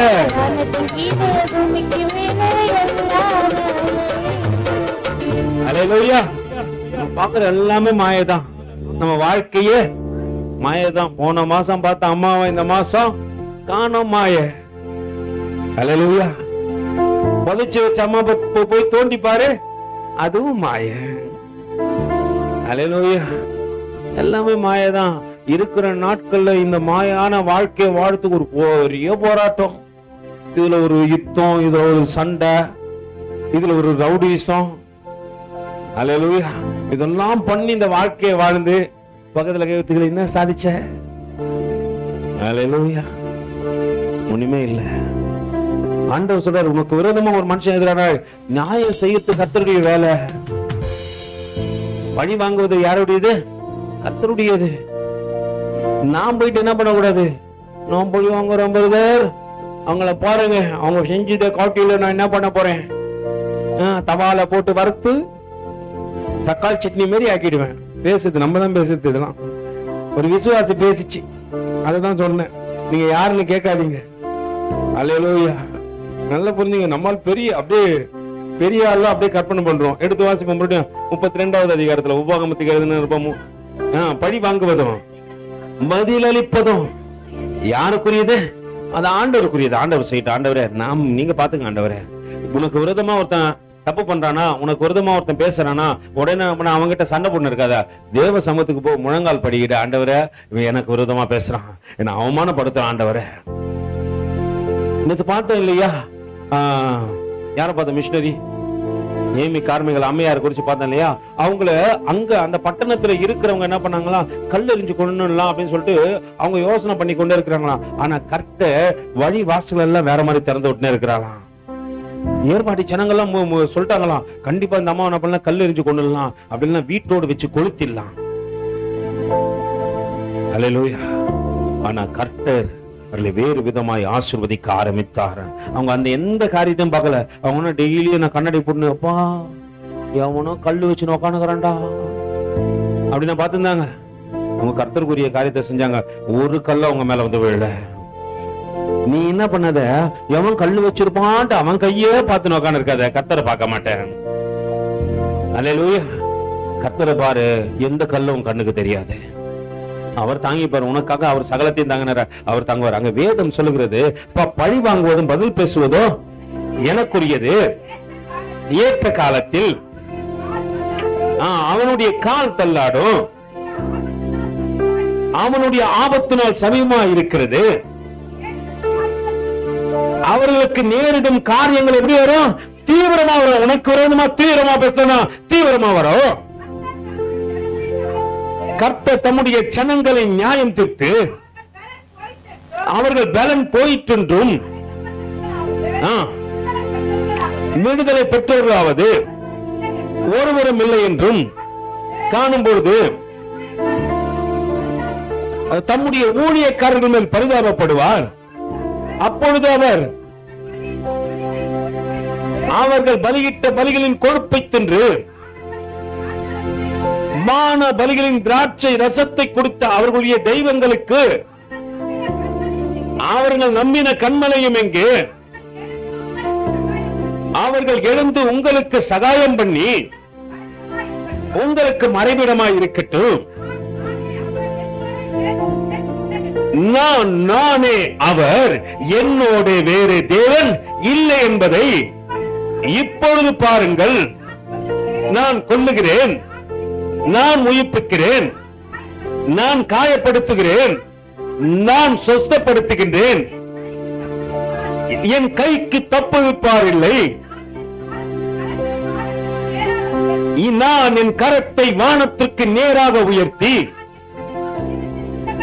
நான் என்றென்றைக்கு எப்படி இருக்கிறானா ஜீவித்திருக்கிறேன் என்று மின்னும் என் பட்டயத்தை நான் ஒரு கற்காக்கி என் கையானது நியாயத்தை பிடித்துக் கொள்ளுமானால் என் சத்துருக்களிடத்தில் பழிவாங்கி என்னை பகைக்கிறவர்களுக்கு பதிலளிப்பேன். கொலை குண்டும் சிறைப்பட்டு போனவர்களுடைய ரத்தத்தினாலே என் அம்புகளை வெறிக்கொள்ள பண்ணுவேன்.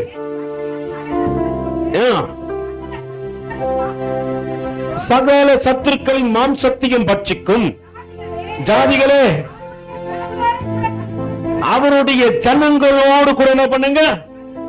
ஆண்டவர் யாரு சொல்றாரு சொல்லுங்க? ஜாதிகளே, நல்லா புரிஞ்சுங்க. நீங்க களி கூர்த்தா சந்தோஷப்பட்டா யாரு கூட சந்தோஷப்படணும்? தேவ பிள்ளைகளோடு கூட. தேவ பிள்ளைங்க யாரு? இப்ப அது ஒரு பெரிய கேள்வி. நான் இப்ப ஜோயலை பார்த்து ஜோயல் மாதிரி ஆயிட்டேன். அவன் எதனா ஒண்ணு கேட்டா, இது எதுக்கு, இது எதுக்கு, நீ எதுக்கு வாழுற? நான் கிளாஸ் அட்டென்ட் பண்ணேன். நீங்க எல்லாம் பார்த்துருப்பீங்க. நீங்க எப்படி பாத்தீங்கன்னு தெரியல. நான் டீச்சரா உட்காந்து பாக்கலாங்க, ஸ்டூடெண்டா உட்காந்து கேட்டேன். அவன் கேட்ட ஒவ்வொரு கேள்வியும் என்ன கேட்ட மாதிரி இருந்துச்சு. நீ எதுக்கு வாழுற? அல்லேலூயா. நான் யோசனை பண்ணேன்ப்பா, இவன் கிளாஸ்ல உட்கார கூடாது போல இருக்குப்பா. அல்லேலூயா. நல்ல காரியம், நல்ல நான் உட்காந்து பார்த்ததுனால சொல்றேன். அந்த கிளாஸ்ல உட்காந்து நான் கிளாஸ் அட்டென்ட் பண்ணதுனால சொல்றேன். அவன் கேட்கிற கேள்வி எல்லாம், எதுக்கு வாழுற? பிரயோஜனமா வாழுறியா? எதுக்கு தான் நீ வாழுற அப்படின்னு கேட்டப்பல. அல்லேலூயா. இப்ப தேவ பிள்ளைகள்லாம் யாரு? முழு நேரம் சீரியல் பாக்குது பிரதர், இது தேவ பிள்ளை. ஐயோ பிரதர், நீங்க நினைக்கிற மாதிரிலாம் கிடையாது. நான் சீரியல் எல்லாம் பாக்குறது இல்ல. அல்லேலூயா. எதுவும் நான் என்ன சொல்றேன், உங்களை நான் கிணத்து தவளை போல வளர்க்க விரும்பல. எது தேவையோ அதை என்ன பண்ணுங்க. ஆனா கர்த்தரை காட்டில அதை என்ன பண்ற கூடாது. அல்லேலூயா. பிரதர், என்டர்டைன்மெண்ட் இல்லைன்னா வாழ்க்கையை நவர மாட்டேது பிரதர். உன் வீட்லயே 1000 என்டர்டைன்மெண்ட் இருக்குது பிரதர், அதை பாருங்க பிரதர். நான் போய் ரீல்ஸ் பண்றேன்னு சொல்லிட்டு காவால வந்து காலை விட்டு காலை ஒஞ்சிச்சுன்னா யாரு பிரதர் குற்றம்? பணம் எடுக்கிறதுக்கு பக்கத்து வரைக்கும் போறீங்க. அல்லேலூயா. நீ கர்த்தருக்கு சாட்சியா என்னதானா செய்வ? எதுக்கு தேவன் நம்மளுக்கு எல்லாத்தையும் சிறப்பா கொடுத்திருக்கிறாரு சொல்லுங்க? எடுக்கிற கிஃப்ட் கூட சிறப்பா தான் எடுக்கிறோம். கொடுக்கிற ஸ்நாக்ஸ் கூட எப்படிதான் இருக்குது? சிறந்ததை தானே கொடுக்கிறோம். அப்ப நம்ம எப்படி இருக்கணும்? நம்ம இன்னும் மாறவே இல்லை பிரதர், அதே நிலையில தாங்க. அல்லேலூயா. அப்படி அல்ல, தேவன் அடுத்த கட்டத்துக்கு கொண்டு போயிட்டாரு. நீ உயர்வுக்குள்ளாக கடந்து வா. உன் நிலை மாறட்டும், சிந்தை மாறட்டும், உன் பார்வை தொலைநோக்குரியதா இருக்கட்டும். நீ பரலோகத்தை பார்க்கக்கூடியவனாய் மாறிவிட வேண்டும். வேதம் அங்கே அழகாய் சொல்லுகிறது. ஜாதிகளே, எங்க எங்க சந்தோஷப்படணுமா? அவருடைய ஜனங்களோடு கூட நேத்து அவ்வளவு சந்தோஷமா இருந்துச்சியா? ஒரு டான்ஸ் தான், ஆட்டம் தான், பாட்டம் தான். உலகத்து பாட்டுக்கு டான்ஸ் ஆடல. எத்தனை பேரு பிரதர் சினிமா பாட்டு போட்டாங்க பிரதர், சாமி ஆச்சுங்க பிரதர் அப்படின்னு நாங்க மூவ்மெண்ட் அப்படி அல்லேலூயா எல்லாம் ஆனீங்க. ஆனா எப்படி ஆனீங்க? ரொம்ப அழகா. உங்க மூவ்மெண்ட் கூட எப்படிதான் இருந்துச்சு? உலகத்துக்குரியதா இல்ல, அழகா டான்ஸ் ஆனீங்க. சின்ன பிள்ளைங்கல இருந்து பெரியவங்க வரைக்கும் பார்த்தா இங்கதான் பார்த்தோம். 5 இருந்து 60 வரைக்கும் ஆடுதுடா. So what? கர்த்தருக்காக ஆடுது, ஆடட்டும், தப்பே கிடையாது. நல்லா புரிஞ்சுங்க. தாவீது ஆடினாரு, ராஜாவா ஆயிட்ட பிறகு ஆடினாரு, நல்ல வயசுல ஆடினாரு, அல்லேலூயா ஆடினாரு, தேவனுக்காக ஆடினாரு. எங்க அண்ணா தேவனுக்காக ஆடு. அது ரொம்ப அழகா இருந்துச்சு உங்களை பார்க்கும் போது. உங்க மூவ்மெண்ட், நீங்க பாடுற பாட்டு, நீங்க எடுத்த விதம் எல்லாமே ரொம்ப நல்லா இருந்துச்சு. அத சந்தோஷமா உலகமே ஏத்துக்கோ. நல்லா பாருங்க, உலகத்துல இருக்கிற எல்லாருமே வேறு எதுக்கா ஆடி இருப்பாங்க. நேத்து ஒரு திரளான பெரிய கூட்டம் ஆடிச்சு. அது யாருக்காக மட்டும்தான் ஆடிச்சு? ஒரே ஒரு தேவனுக்காக ஆடினது. அல்லேலூயா. நல்லா புரியுங்க. அப்படி நீ செயல்படு. உன் செயல்பாடுகள் என்று மறக்கப்படாது. இந்த வருஷம் நீ கத்து கொடுத்த பாடம் உன் பிள்ளைகளுக்கு மறக்கவே மறக்காது. அடுத்த வருஷம் கூப்பிட்டு கேட்டு பாரு, அதை கரெக்டா சொல்லும். உன் செயல்பாடுகள் மறக்கப்படக்கூடாது. நீ செய்கின்ற ஒவ்வொரு காரியமும் சிறப்பா இருக்கணும். நீ சந்தோஷப்பட்டாலும் தேவ பிள்ளைகளோடு கூட சந்தோஷப்படு. உலகத்தானோடு கூட போயிடுற, அங்க போய் ஆடுற பாடுற. போன வருஷம் எனக்கு பத்திக்கு எடுத்து வயிறு ஸ்விம்மிங் பூல்ல உட்காந்துதான் எரியுது. நான் தான் உட்காந்து தண்ணியெல்லாம் வாரி வயிற்றுல ஊத்திக்கிறேன். ஐயோ ஆண்டவரே, இந்துங்களை கொண்டு வந்து நான் இங்க விட்டேன்னு ஆண்டவரே, இதுக்கு ஒரு காவால விட்டுருந்தா கூட. அல்லேலூயா. அது போய் அங்க அப்படி இப்படி இப்படி இப்படி இப்படி இருந்து நான் பாக்குறேன். எனக்கு ரொம்ப வருத்தமா இருந்துச்சு. நான் இந்த வருஷம் முடிவு பண்ணிட்டேன், யாரே இந்த இதுக்கு மட்டும் என்ன பண்ணக்கூடாது. இதுல வேற டீம் ஸ்பிரிட். மத்த நேரத்துல டீம் ஸ்பிரிட்டே வராது. நான் சிங்களா தான் இருப்பேன், ஆனா அங்க போனா மிங்கலா தான் இருக்குது. அல்லேலூயா. அது ஒரு டீமா சேர்த்துக்குதுங்க. சேர்த்து அப்படின்னு இதுல நான் பார்த்தேன், ஐயோ உங்க எல்லாரையும் வச்சுக்கின்னு எனக்கு நெஞ்சு வலி மட்டும்தான் வரல. அல்லேலூயா. நல்லா புரிஞ்சுங்க. சந்தோஷப்படு, தேவ பிள்ளைகளோடு கூட சந்தோஷப்படு. அது ஆவிக்குரியவனோடு கூட சந்தோஷப்படு. அல்லேலூயா. அப்படி நீ சந்தோஷப்பட்டனா அது தேவனுக்கு பிரியமா இருக்கும். வேதம் அங்கே சொல்லுகிறது, ஜாதிகளே அவருடைய ஜனங்களோடு கூட, அவருடைய ஜனன் ஒரு ஜனம் இருக்கிறாங்கப்பா. அவங்க முழு நேரம் எதை சொல்லி செய்வாங்க? எதை செய்வாங்க? அவருடைய ஜனம் என்ன பண்ணுவாங்கப்பா? யார என்ன பண்ணுவாங்க? இந்த தெல்லு பூச்சிக்கு நல்ல வாழ்க்கையை தந்தீரே, என்னை நல்லவனாக்கி நல்லகள் வைத்துக் கொண்டீரே. இந்த தெல்லு பூச்சிக்கு நல்ல வாழ்க்கையை தந்தீரே,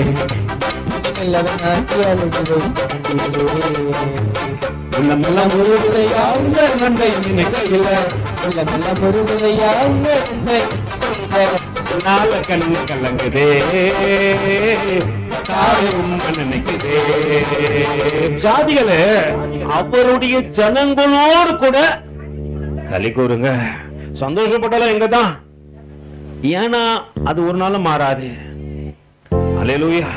ஆனா நீ வேற யாருன்னா கிட்ட களி கூந்துட்டேன்னு வச்சுக்க, அது உடனே என்ன பண்றோம்?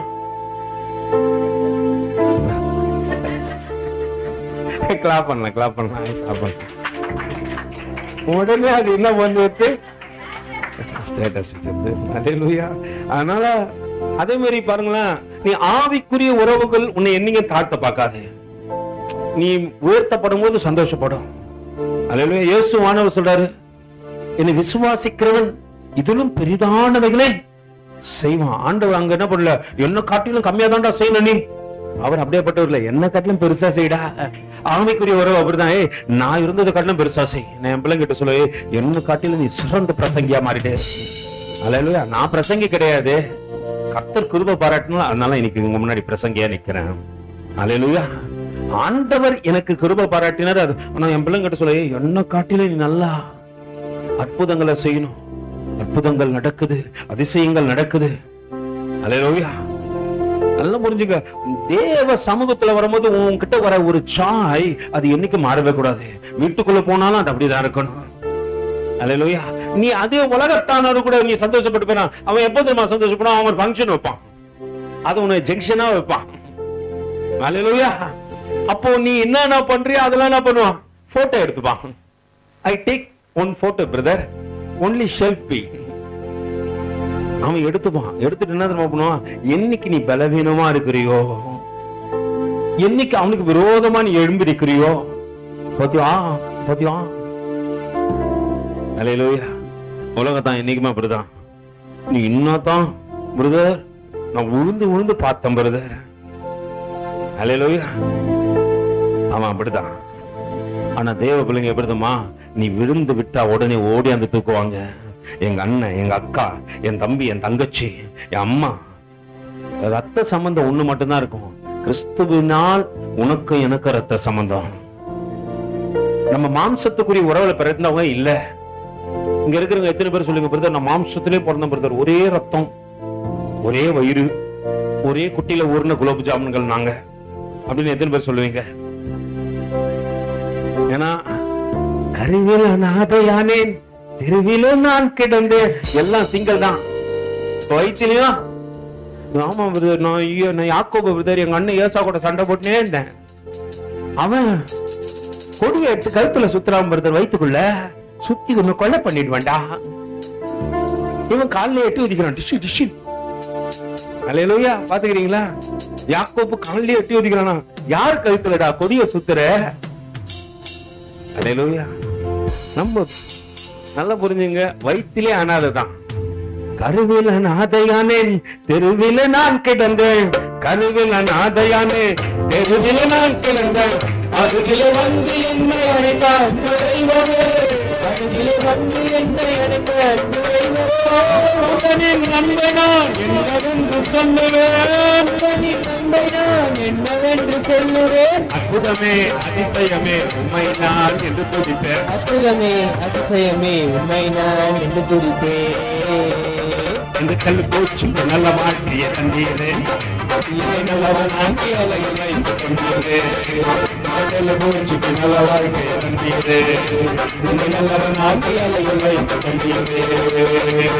நல்ல முருகையா உண்ட நன்மை நினைக்கையில, நல்ல முருகையா உண்ட நன்மை நினைக்கையில. கண்ணால கண்ணு கலங்குதே, கண்ணால கண்ணு கலங்குதே. இதுக்குள்ள போச்சுக்கு நல்ல வாழ்க்கையை தந்தீரே, நல்லவன் ஆட்சி அலைகளை தந்தீரே. இதுக்குள்ள போச்சுக்கு நல்ல வாழ்க்கையை தந்தீரே, நல்லவன் ஆட்சி அலைகளை தந்தீரே. அங்கே வேதம் சொல்லுகிறது, ஜாதிகளே அவருடைய ஜனங்களோடு கூட களி கூறுங்கள்.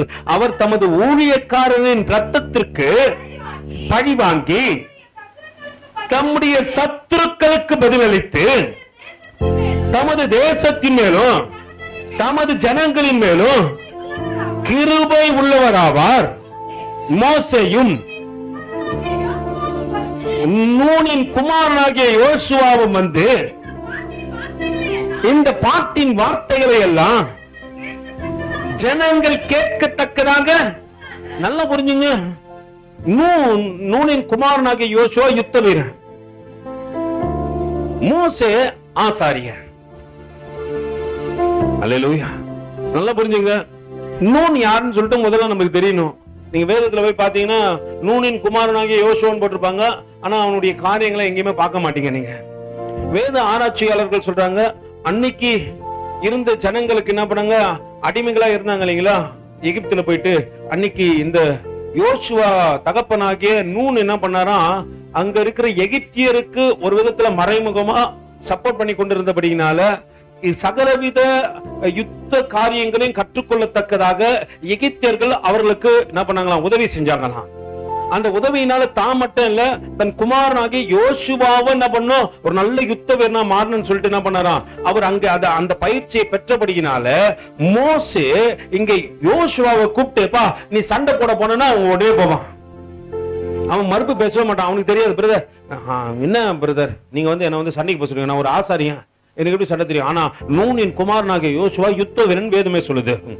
சண்டை போட போனா அவன் யோசனையே பண்ண மாட்டான். மோசே கூப்பிட்டு சொல்றப்பா நம்மளுக்காக ஆட்களை தெரிஞ்சு கொண்டு நீ சண்டை போட போனா அவன் ஒன்னே சொல்றான், ஐயோ நீ நான் பிரேயருக்கு என்ன அனுப்பி விடுற, சண்டை போறதுக்கு அனுப்பி விடுற, நான் எப்படி பொறுத்து பிரேயருக்கு அனுப்பிச்சு விட்டா நம்மளால என்ன பண்ணோம், முன்னாடி ஓடும். எது ஓடுன்னு தெரியாது, ஜெபம் பண்ணவே தெரியாது, முன்னாடி ஓடும். ஒரு முறை எங்க பாஸ்டர் கிட்ட போயிட்டு நான் என்ன பண்ணேன், எங்க பெரியமா தம்பி தம்பி நீ நம்ம வீட்டுல இருந்து ஒரு நாள் பிரேயர் வைக்கணும் தம்பி என்ன அவங்க கேட்டாங்க. அப்போ நான் ஆரம்ப காலகட்டத்தில் சபைக்கு போய் ஒரு வருஷம் இருக்குன்னு நினைக்கிறேன். ஊழியக்காரர் கூட போயிட்டு எல்லாத்தையும் கத்துக்கினேன், ஓரளவுக்கு கத்துக்கினேன். டேம்பரின் அடிச்சு ஒரு ஃபேமிலியில போயிட்டு எனக்கு என்ன பண்ண தெரியும், ஒரு 2 பாட்டை பாடி ஒரு சின்ன குட்டிய பிரசங்கம் எடுக்கிறதுக்கு அளவுக்கு ஏசப்பா கிருபையினால அங்க கத்து கொடுத்திருந்தாரு, நான் கத்துக்கினேன். இப்ப எங்க ஊழியக்காரர்கிட்ட போய் நான் கேட்கிறேன், பிரதர் எங்க பெரியம்மா வீட்டுல பிரேயர் வைக்கலான்னு, நீங்க என்ன சொல்றீங்க, அவர் என்ன சொல்லிருப்பாரு நீங்க நினைக்கிறீங்க? வெயிப்பா. நெக்ஸ்ட் ஒன், அடுத்தது அவ்வளவுதானா? உன் இஷ்டம்பா. அவன் வெயிப்பான்றான், உன் இஷ்டம்பான்றான். வார்த்தையெல்லாம் பாத்தீங்களா? வெயிப்பா. எங்க இருந்தோ கத்துன்னு வரானுங்க, இங்க வந்து என்ன பண்றானுங்க, வெயிப்பான்டா, உன் இஷ்டம்பா. இதெல்லாம் ஏரியா பேச்சு பெரிய இல்ல. கர்த்தர் வந்து நம்ம வாய குத்தகை எடுத்து வாஷ் பண்ணி வச்சுக்கிறாரு, நம்மால் பேசல மறு வைப்பா, உன் இஷ்டம்பா. சொல்லுப்பா, அடுத்தது யாருப்பா? இப்போ ஒருத்தர் இல்லப்பா, ஒண்ணு நான் இல்லப்பா, ஐ டோன்ட் நோப்பா, வாட்பா, இதெல்லாம் ஒண்ணு கூட சரியில்லப்பா. இல்ல உங்களெல்லாம் கர்த்தரு வசனத்தை படிச்சாதானே இது வைப்பா மீப்பா எல்லாம் போவோம், படிக்கிறதே இல்லைன்னா எங்க போவோம்? சரி சொல்லுங்க, என்ன சொல்லிருப்பாரு? தெரியலப்பா. நானாப்பா அங்க இருந்து என்னையாம்பா கேக்குற அப்படின்ற மாதிரி இது. சரி சொல்லுங்க. அல்லேலூயா. நீயே சொல்லுப்பா. இல்ல தெரியல பிரதர், தெரியல ஐயா, என்ன சொல்லிருப்பாரு, நீங்களே சொல்லுங்க. ஏன்னா ஒரு நியாயம் இது. வைப்பா. என்னப்பா எனக்கு தெரியாதுப்பா. இதெல்லாம் வந்து எங்க இருந்து நம்ம எந்த லாங்குவேஜ் பரலோக பாஷை பேச ஆரம்பிச்சுக்கிறானுங்க. அங்க போய் தூதெல்லாம் பார்த்து, என்னப்பா இந்த சைடு போற, ரக்கைய மடக்கின்னு போப்பா, ரக்கை இடிக்குது இல்லப்பா பேசுவாங்க. என்னத்த சொல்றது, சப்போஸ் டேவிட் பரலோகம் போயிட்டான், 2 தூதர்களை எதிர்க்க பேசுவாங்க, என்னப்பா எங்க போயிட்டு வரீங்கப்பா? உங்க பேச்ச கேட்டு கேட்டு சப்போஸ் நம்மாளுங்க இருக்கிறாங்க, அவங்க போயிட்டாங்கன்னா அவங்க கூட பேசியிருப்பாங்க. அப்படியே எனக்கு தெரியாதுப்பா, என்ன அம்மா நீ கேக்குற? உன்னை மாத்துறதுக்கு ஆண்டவர் வந்தா பரலோகத்தையே நீ மாத்துற போல இருக்கு. வைப்பா மெய்ப்பா. சரி, நம்ம விஷயத்துக்கு வந்துருவோம். நேரம் வர முடியும் போதா கடைசி அவங்கள காமெடி எல்லாம் பண்ணி சிரிக்க வச்சு நெஞ்சு வலிக்க. சரி ஓகே, இப்ப நான் கேக்குறேன் அவர்கிட்ட, ஐயா நம்ம பிரதர் நான் போறேன் அப்படின்ட்டு. அவர் சொன்னாரு, அதெல்லாம் போக கூடாது தம்பி, போக கூடாது. நீயும் போற, நீ போக கூடாது. அத்தோடு நீங்க சொன்ன மாதிரி வெய்ப்பாவும் இல்ல, மெய்ப்பாவும் இல்ல, உன் இஷ்டம் பாவம் இல்ல, எனக்கு தெரியாதுப்பா அதுவும் இல்ல, போக கூடாதுன்ட்டாரு. அதெல்லாம் போக கூடாது தம்பி, இன்னும் காலம் வரல அப்படின்ட்டாரு. எப்போ அந்த காலம் வரும்போதுன்னு எனக்கு தெரியல.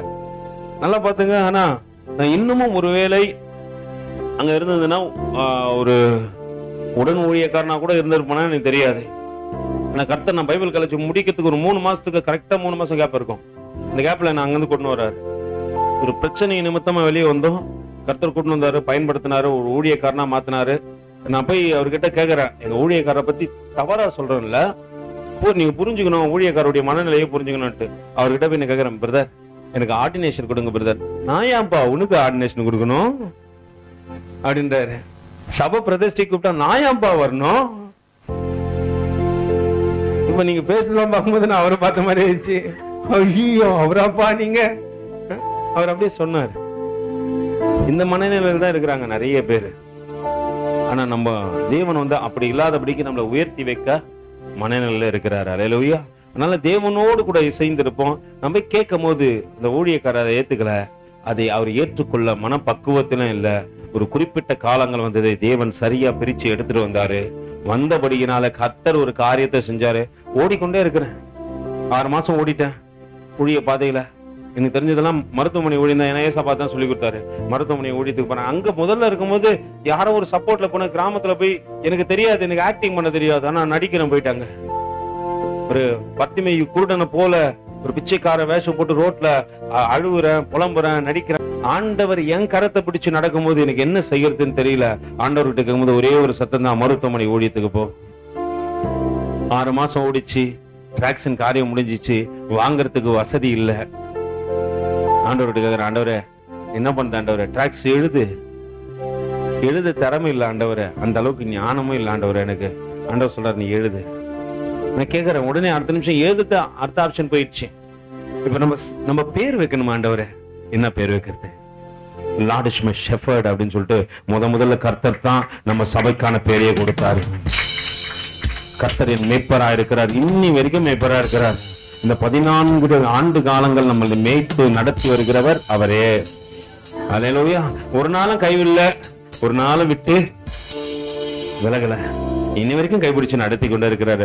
அன்னைக்கு எப்படி தனிமையில இருக்கும்போது நடத்தினாரோ இன்னி வரைக்கும் நடத்துறாரு.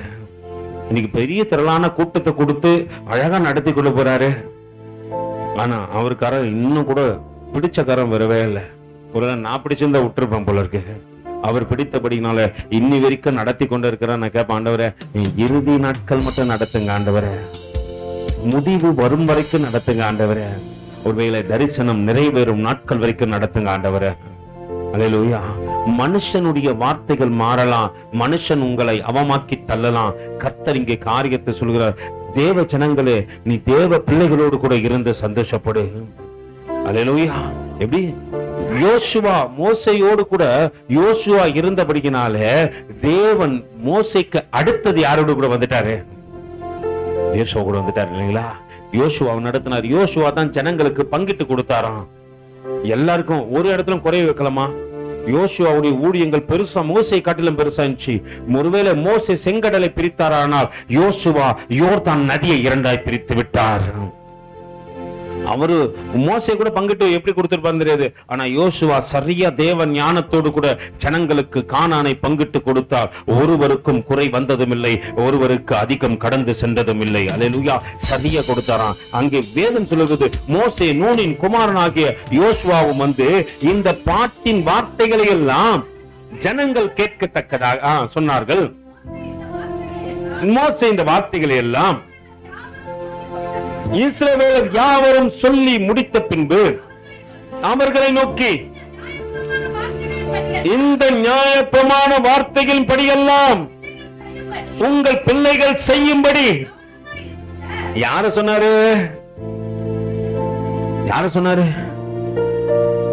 நம்மளதான் சொல்றாருமா. நீங்க சொன்னங்க நீ எங்கேயோ போயிட்டீங்க. இல்ல உன் பிள்ளைகள் நடக்கணும். உன் அடுத்த ஜெனரேஷன் வந்து என்ன பண்ணும்? தேவ சமூகத்துல உருவாக்கப்படணும்னா நீ முதல்ல கவனமாயிரு. ஆவிக்குரிய வாழ்க்கையில காம்ப்ரமைஷன் கொடுக்காத உன் பிள்ளைங்களுக்கு. ஆவிக்குரிய வாழ்க்கையில வளர்றதுக்கு தடை பண்ணாங்கன்னா அதுக்கு இடம் கொடுக்காத. நீ இடம் கொடுத்தனா உன்னோடு கூட உன் ஜெனரேஷன் முடிஞ்சிடும். இன்னைக்கு நீ இருக்கிற நாட்கள் வரைக்கும் கர்த்தர் உன்னை ஆசீர்வதித்துக் கொண்டிருப்பார், சகல நன்மையை செய்வார். ஆனா அடுத்த கட்டத்துக்கு உன்னால போகவே முடியாது. அடுத்த ஜெனரேஷன் பேச முடியாது. ஆரம்பத்துல சொன்ன இல்லையா, ஒரு விதை மரித்து போனால் அது இன்னொரு ஜீவனுக்குள்ளாக தன்னுடைய காரியத்தை ஒளித்து வைக்கிறது, இன்னொரு விதைக்குள்ளாக தன்னுடைய ஜீவனை ஒளித்து வைக்கிறது என்பதை போல உன் காலம் இத்தோடு முடிஞ்சிடக்கூடாது. உனக்கு பின்பாக அநேக ஜெனரேஷன்கள் எழும்பணும். அதனால ஆவிக்குரிய வாழ்க்கையில நீ வளர்க்கிற பிள்ளைங்க, உன் மாம்சத்துக்கு ஒரு பிள்ளைங்க ஆவிக்குரிய வாழ்க்கையில தடை பண்ணாங்கன்னா அதுக்கு இடம் கொடுக்காத. அங்க நூனின் குமாரனாகிய யோசுவா மோசே சொன்ன எல்லா காரியத்தையும் கவனித்து கேட்டது மட்டும் அல்ல, மோசே இந்த வார்த்தைகளை எல்லாம் இஸ்ரவேல் யாவரும் சொல்லி முடித்த பின்பு அவர்களை நோக்கி, இந்த நியாய பிரமாண வார்த்தைகளின்படி எல்லாம் உங்கள் பிள்ளைகள் செய்யும்படிக்கு கவனமாயிருங்கள். நீங்கள் அவர்களுக்கு கற்பிக்கும்படி நான் இன்று உங்களுக்கு சாட்சியாய் ஒப்புவிக்கிற வார்த்தைகளை எல்லாம் எங்க வைங்க. இப்ப மனசுல என்ன வச்சிருக்கீங்க? மனசுல என்ன பிரதர்? விடமாட்டேன் பிரதர், விடமாட்டேன். அந்த காரியத்தை செஞ்சு முடிக்கிற வரைக்கும். எந்த காரியத்தை? இருதயம் திருக்குள்ளதும் மகா கேடு விதமா இருக்குதுன்றார். அந்த இருதயம் திருக்கும் கேட மாறினா என்ன தெரியுமா பண்ணும்? நீ மத்ததெல்லாம் வைக்க கூடாது. தேவையற்ற நினைவுகளை வச்சா அது உனக்கு பழி வாங்குதலை கற்றுக் கொடுக்கும், கசப்பு கற்றுக் கொடுக்கும். தேவ வார்த்தையை உள்ள வச்சு பாரு, அது நியாய பிரமாணத்தின்படி உன்னை நடக்க கற்றுக் கொடுக்கும். அதனால்தான் வேதத்தை அதிகமா வாசிங்கப்பா. இருதயத்தின் நிறைவு. அப்போ இதெல்லாம் எது வராது? என்னப்பா சொல்லுப்பா, ஆமாம்பா, இதெல்லாம் வராது. அத குழந்தைங்க தெரியாம பேசிட்டாங்க, மாத்திப்பாங்க. ஆனா தெரிஞ்ச பெரியவங்களை நம்ம எப்படிதான் பேசினுக்கிறோம்? கசப்புள்ளவர்களாய், தேவனுக்கு பிரியம் இல்லாதவர்களாய் பேசுகிறோம். அங்கே வேதம் சொல்லுகிறது பாருங்க, அவர்களை நோக்கி இந்த நியாயப்பிரமாண வார்த்தைகளை எல்லாம் உங்கள் பிள்ளைகள் செய்யும்படிக்கு கவனமா இருங்கள், நீங்கள் அவர்களுக்கு கற்பிக்கும்படி. என்னன்னு சொல்லிட்டு போறாரு மோசே? நமக்கு சாட்சியாய் ஒப்புக்கொண்ட வார்த்தைகளை எல்லாம் உங்கள் மனதிலே வையுங்கள், இது உங்களுக்கு வியர்த்தனமான காரியமாய் அல்ல, இது உங்கள் ஜீவனமாய் இருக்கிறது. நீங்கள் சுதந்திரத்துக் கொள்ளும்படி யோர்தானை கடந்து போய் சேரும் தேசத்தில். இதனால எது? நீ வேதத்தை உள்ள வைக்கும் போது உன் ஆயுசு நாட்கள் நீடிக்கும், நீடிக்க பண்ணுவீர்கள் என்றார். அந்த நாளில் தானே கர்த்தர் மோசேயை நோக்கி, நீ எரிகோக்கு எதிராக மோவாப் தேசத்தில் உள்ள அபாரிம் என்னும் மலைகளில் இருக்கிற நோபாத் பர்வதத்தில் ஏறி நான் இஸ்ரவேல் சன்னதியாருக்கு காணி ஆட்சியாக கொடுக்கும் கானான் தேசத்தை பார். நீங்கள் சீன் வனாந்தரத்தில் உள்ள காதேசிலே மோரிபாவின் தண்ணீரின் சமீபத்தில் இஸ்ரவேல் புத்திரருக்குள்ளே என்னை பரிசுத்தம் பண்ணாமல் அவர்கள் நடுவே என் கட்டளைகளை மீறினதினாலே உன் சகோதரனாகிய ஆரோன் ஓர் என்னும் மலைகளை மறித்து தன் ஜனங்களிடத்திலே சேர்க்கப்பட்டது போல நீயும் ஏற போகிற மலையிலே மறித்து உன் ஜனத்திடத்திலே சேர்க்கப்பட. ஆண்டவர் சொல்றாரப்பா, எப்படி ஆரோன் தன் ஜனத்திடத்திலே சேர்க்கப்பட்டானோ நீ உன் ஜனத்திடத்திலே சேர்க்கப்படுவ. புரிஞ்சுங்க, ஆரோன் மாம்சமா இருந்தான், தன் ஜனத்திடத்திலே சேர்க்கப்பட்டான். மோசே ஆவிக்குரிய வாழ்க்கையில இருந்தான், அவன் பரலோகத்திலே சேர்க்கப்பட்டான்.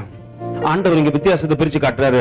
நீ எப்ப ஆவிக்குரியவனா இருக்கிறியோ அப்ப பரலோக வாசல்கள் உனக்கு திறக்கப்படும், பரலோகத்தில் நீ இருப்பாய். அதனால்தான் இயேசு கிறிஸ்துவின் காலத்திலே மோசே வருவதை யார் பார்த்தார்கள் என்று வேதம் சொல்லுகிறது? சீஷர்கள் கண்டார்களாம். அங்க போயிட்டு சொல்றாங்கப்பா, இங்க இவருக்கு ஒரு கூடாரம் போட்டலாம், மோசேக்கு ஒரு கூடாரம், எலிசாவுக்கு ஒரு கூடாரமோ, உங்களுக்கு கூடாரமும் போடலாம்னு சொல்லிட்டு சொல்லப்படுவதை நாம் பார்க்கிறோம். அவன் ஜனத்திடத்திலே சேர்த்தான், இவன் மண்ணோடு மண்ணாய் போகத்தக்கதாக மனிதனோடு கூட சேர்க்கப்பட்டான். ஆண்டவர் தீர்க்க தரிசனமா தான் சொல்றாரு. மோசேயிடம் தான் நம்ம வாழ்க்கை தேவனுக்கு பிரியமா இருக்குமானால் நம் தேவனோடு கூட சேர்க்கப்படுவோம். அது மாம்சமா இருக்குமானால் நாம் ஒருவேளை ஆரோனை போல அவர்கள் கூட்டத்தோடு கூட சேர்க்கப்படுவாங்க. வேதம் சொல்லுகிறது, உன் சகோதரனாகிய ஆரோன் ஓர் என்னும் மலைகளிலே மறித்து தன் ஜனங்களோடு இடத்திலே சேர்க்கப்பட்டது போல நீ ஏறப் போகின்ற மலையிலே மறித்து உன் ஜனத்தார். சொல்லியிருந்தா என்னன்னு சொல்லிருக்கணும்? என்ன சொல்லிருக்கணும்? ஆரோன் ஜனத்தார் கூட, நீ ஆரோன் அவங்க அண்ணன் தானே, அப்படித்தானே சொல்லிருக்கணும். ஆனா உன் ஜனம் தனியா பிரிச்சு காட்டுறாரு. நீ ஆவிக்குரிய வாழ்க்கை வாழ்ந்துட்டல, அதனால நீ போற இடம் வேற, நீ மாம்ச சிந்தைக்குள்ள மனுஷனோடு கூட சேர்க்கப்பட போவது இல்ல. அதனாலதான் ஆண்டவர் முன்னாடியே சொல்றாரு, நீ களி கூறுவதா இருந்தாலும் யாரோடு கூட களி கூறு. நீ இன்னைக்கு களி கூறுத்த வச்சுதான் கர்த்தர் உன்னை வேறு பிரிக்க போறாரு. யாரோடு கூட சேர போகின்ற என்ற முடிவை வச்சுதான் தேவன் உன்னை வேறு பிரிக்க போறாரு. நீ மாம்ச சிந்தையுள்ள மனுஷனோடு கூட தான் சேர்ந்து கொண்டு இருப்பாயானால் நீ உன் ஜனத்தோடு கூட சேர்க்கப்படுவாய். நீ ஆவிக்குரியவனோடு கூட கொடுக்கப்படுவா வேண்டும் என்று நினைத்தால் நீ ஆவிக்குரியவனோடு கூட சந்தோஷப்படு அல்லது கலிகூறு. இங்க வேதம் சொல்லுகிறது, நான் இஸ்ரவேல் புத்திரருக்கு கொடுக்க போகிற எதிரே இருக்கிற தேசத்தை நீ பார்ப்பாய், ஆனாலும் அதற்குள்ள என்ன பண்ண மாட்டேன். ஆமா, அல்லேலூயா. நல்லா புரிஞ்சுங்க, மோசே அத்தனை லட்சம் ஜனங்களை நடத்தி வந்தாரு. ஆனா அவரால் யாருக்கு எங்க போக முடியல, கானானுக்குள்ள பிரவேசிக்க முடியல. ஏன்னா உள்ள போனா தேவனுக்குரிய கணம் மோசைக்கு போய்விடும் என்பதை தேவன் அறிந்தார். அந்த மலையிலே அவனுக்கு அடக்க ஆராதனை நடத்தினவர் தேவனே. நம்ம நினைச்சிடக்கூடாது, மோசைக்கு அவ்வளவு கூட்ட ஜனம் இருந்தாங்க, எல்லாரும் என்ன பண்ணிருக்கலாம், அடக்க ஆராதனை பண்ணிருக்கலாம். பிரதானமா வந்த நியாய சாஸ்திரிகள் அவருக்காக ஜெபித்திருக்கலாம். அதெல்லாம் தேவன் விடவே இல்லை. நீ ஒண்ணு நினைச்சுக்காத, உன் மரணத்துல உன்னை யார் தூக்க போறாங்க, இவங்க தான் என்ன தூக்குவாங்கன்னு முடிவு பண்ணிக்காத. அந்த முடிவுகள் தவறானது. மோசேயா இருந்தாலும் தேவன் யாரை நியமிக்கிறாரோ அவங்க தான் தூக்குவாங்க. அந்த மாதிரி நினைச்சிருப்பாங்களா, அடக்க ஆராதனை நம்ம தான் பண்ணுவோம்ட்டு. கர்த்தர் யாரை கொண்டு வந்தாலும் செய்ய வேண்டிய காரியத்தை செஞ்சு முடிச்சாரு. நம்ம நினைச்சிடக்கூடாது, இந்த ஜனம் தான் என்ன தூக்குவாங்க, இந்த ஜனம் தான் என்ன புதைப்பாங்க, இந்த ஜனம் தான் அப்படின்னு நினைக்காத. கர்த்தர் யாரை செய்யணும்னு இருக்கிறார் அந்த ஜனம் தான் செய்வாங்க. எல்லாம் தேவ சமூகத்துல தலைகளை தாழ்த்தி கண்களை மூடுவோம். ஆண்டவரே, எங்களை ஒப்பு கொடுக்கிற ஆண்டவரே, மோசேயின் கடைசி வார்த்தைகள் எங்கள் இருதயத்தை ஒருவேளை காயப்படுத்தாதபடிக்கு காயம் கட்டட்ட ஆண்டவரே. நாங்கள் வழிபட்டு திரிகிற ஜனமாய் வேண்டாம் ஆண்டவரே. தேவனுக்கு பிரியமான ஜனங்களாய் வாழத்தக்கதாக எங்களை தாழ்த்துகின்றோம், தரை மட்டுமாய் ஒப்பு கொடுக்கிறோம். ஒருவேளை ஆரோனை பார்த்து சொல்கிறார், நீ உன் ஜனத்தோடு கூட சேர்க்கப்படுவ, மோசே நீ உன் ஜனத்தோடு கூட சேர்க்கப்படுவாய் என்று ஆரோனுக்கும் மோசேக்கும் தேவன் வித்தியாசத்தை உண்டு பண்ணுகின்றார். ஊழியம் செய்கின்றவர்களுக்கும் செய்யாதவர்களுக்கும் தேவன் வித்தியாசத்தை உண்டு பண்ணுகின்றார். ஊழியம் செய்கின்ற பிள்ளைகளாய் இருப்பீர்களானால், தேவனுக்காக வைராக்கியம் பாராட்டி வாழ்வீர்களானால், எந்த நிலையிலும் தேவனை விட்டு பிரியாதபடிக்கு நான் ஒரு வாழ்க்கை வாழ்வன் நினைப்பீர்களானால், நீ சேர்க்கப்பட போகின்ற இடங்கள் நித்திய ஜீவனே. அதை ஒருவராலும் தடை பண்ண முடியாது. நான் மாம்ச சிந்தையுள்ள மனுஷனோடு தான் இருப்பேன், அவனோடு கூட தான் என் வாழ்க்கை வாழ்வேன் அப்படின்னு நினைப்பாய். ஆனால் அது உன்னுடைய முடிவு, அதற்கு தேவன் பொறுப்பே அல்ல. ஆண்டவரை ஒப்பு கொடுக்கிற தேவனுக்கு பிரியமாய் வாழ எங்களுக்கு கற்றுக் கொடுங்க. மீட்பரட்சகருமாகிய இயேசுவின் இனிய நாமத்தில் ஜெபம் கேளும் எங்கள் ஜீவனுள்ள நல்ல பிதாவே, ஆமென். எல்லாம் சேர்ந்து சொல்லுவேன், என் ஆத்துமாவே, என் முழு உள்ளமே, என் ஆத்துமாவே கர்த்தர் செய்த சகல உபகரணங்களையும் மறவாதே. ஆமென். ஆசீர்வாதத்தை பெற்றுக்கொள்ளும் கர்த்தராகிய இயேசு கிறிஸ்துவின் கிருபையும் பிதாவாகிய தேவனுடைய அன்பும் பரிசுத்த ஆவியாருடைய அன்னின் ஐக்கியமும் வழிநடத்தலும் துணையும் பாதுகாப்பும் சமாதானமும் இன்றும் இன்றும் சதா காலங்களிலும் நம்மோடும் அநேக பரிசுத்தவான்களோடு கூட இருப்பதாக. ஆமென்.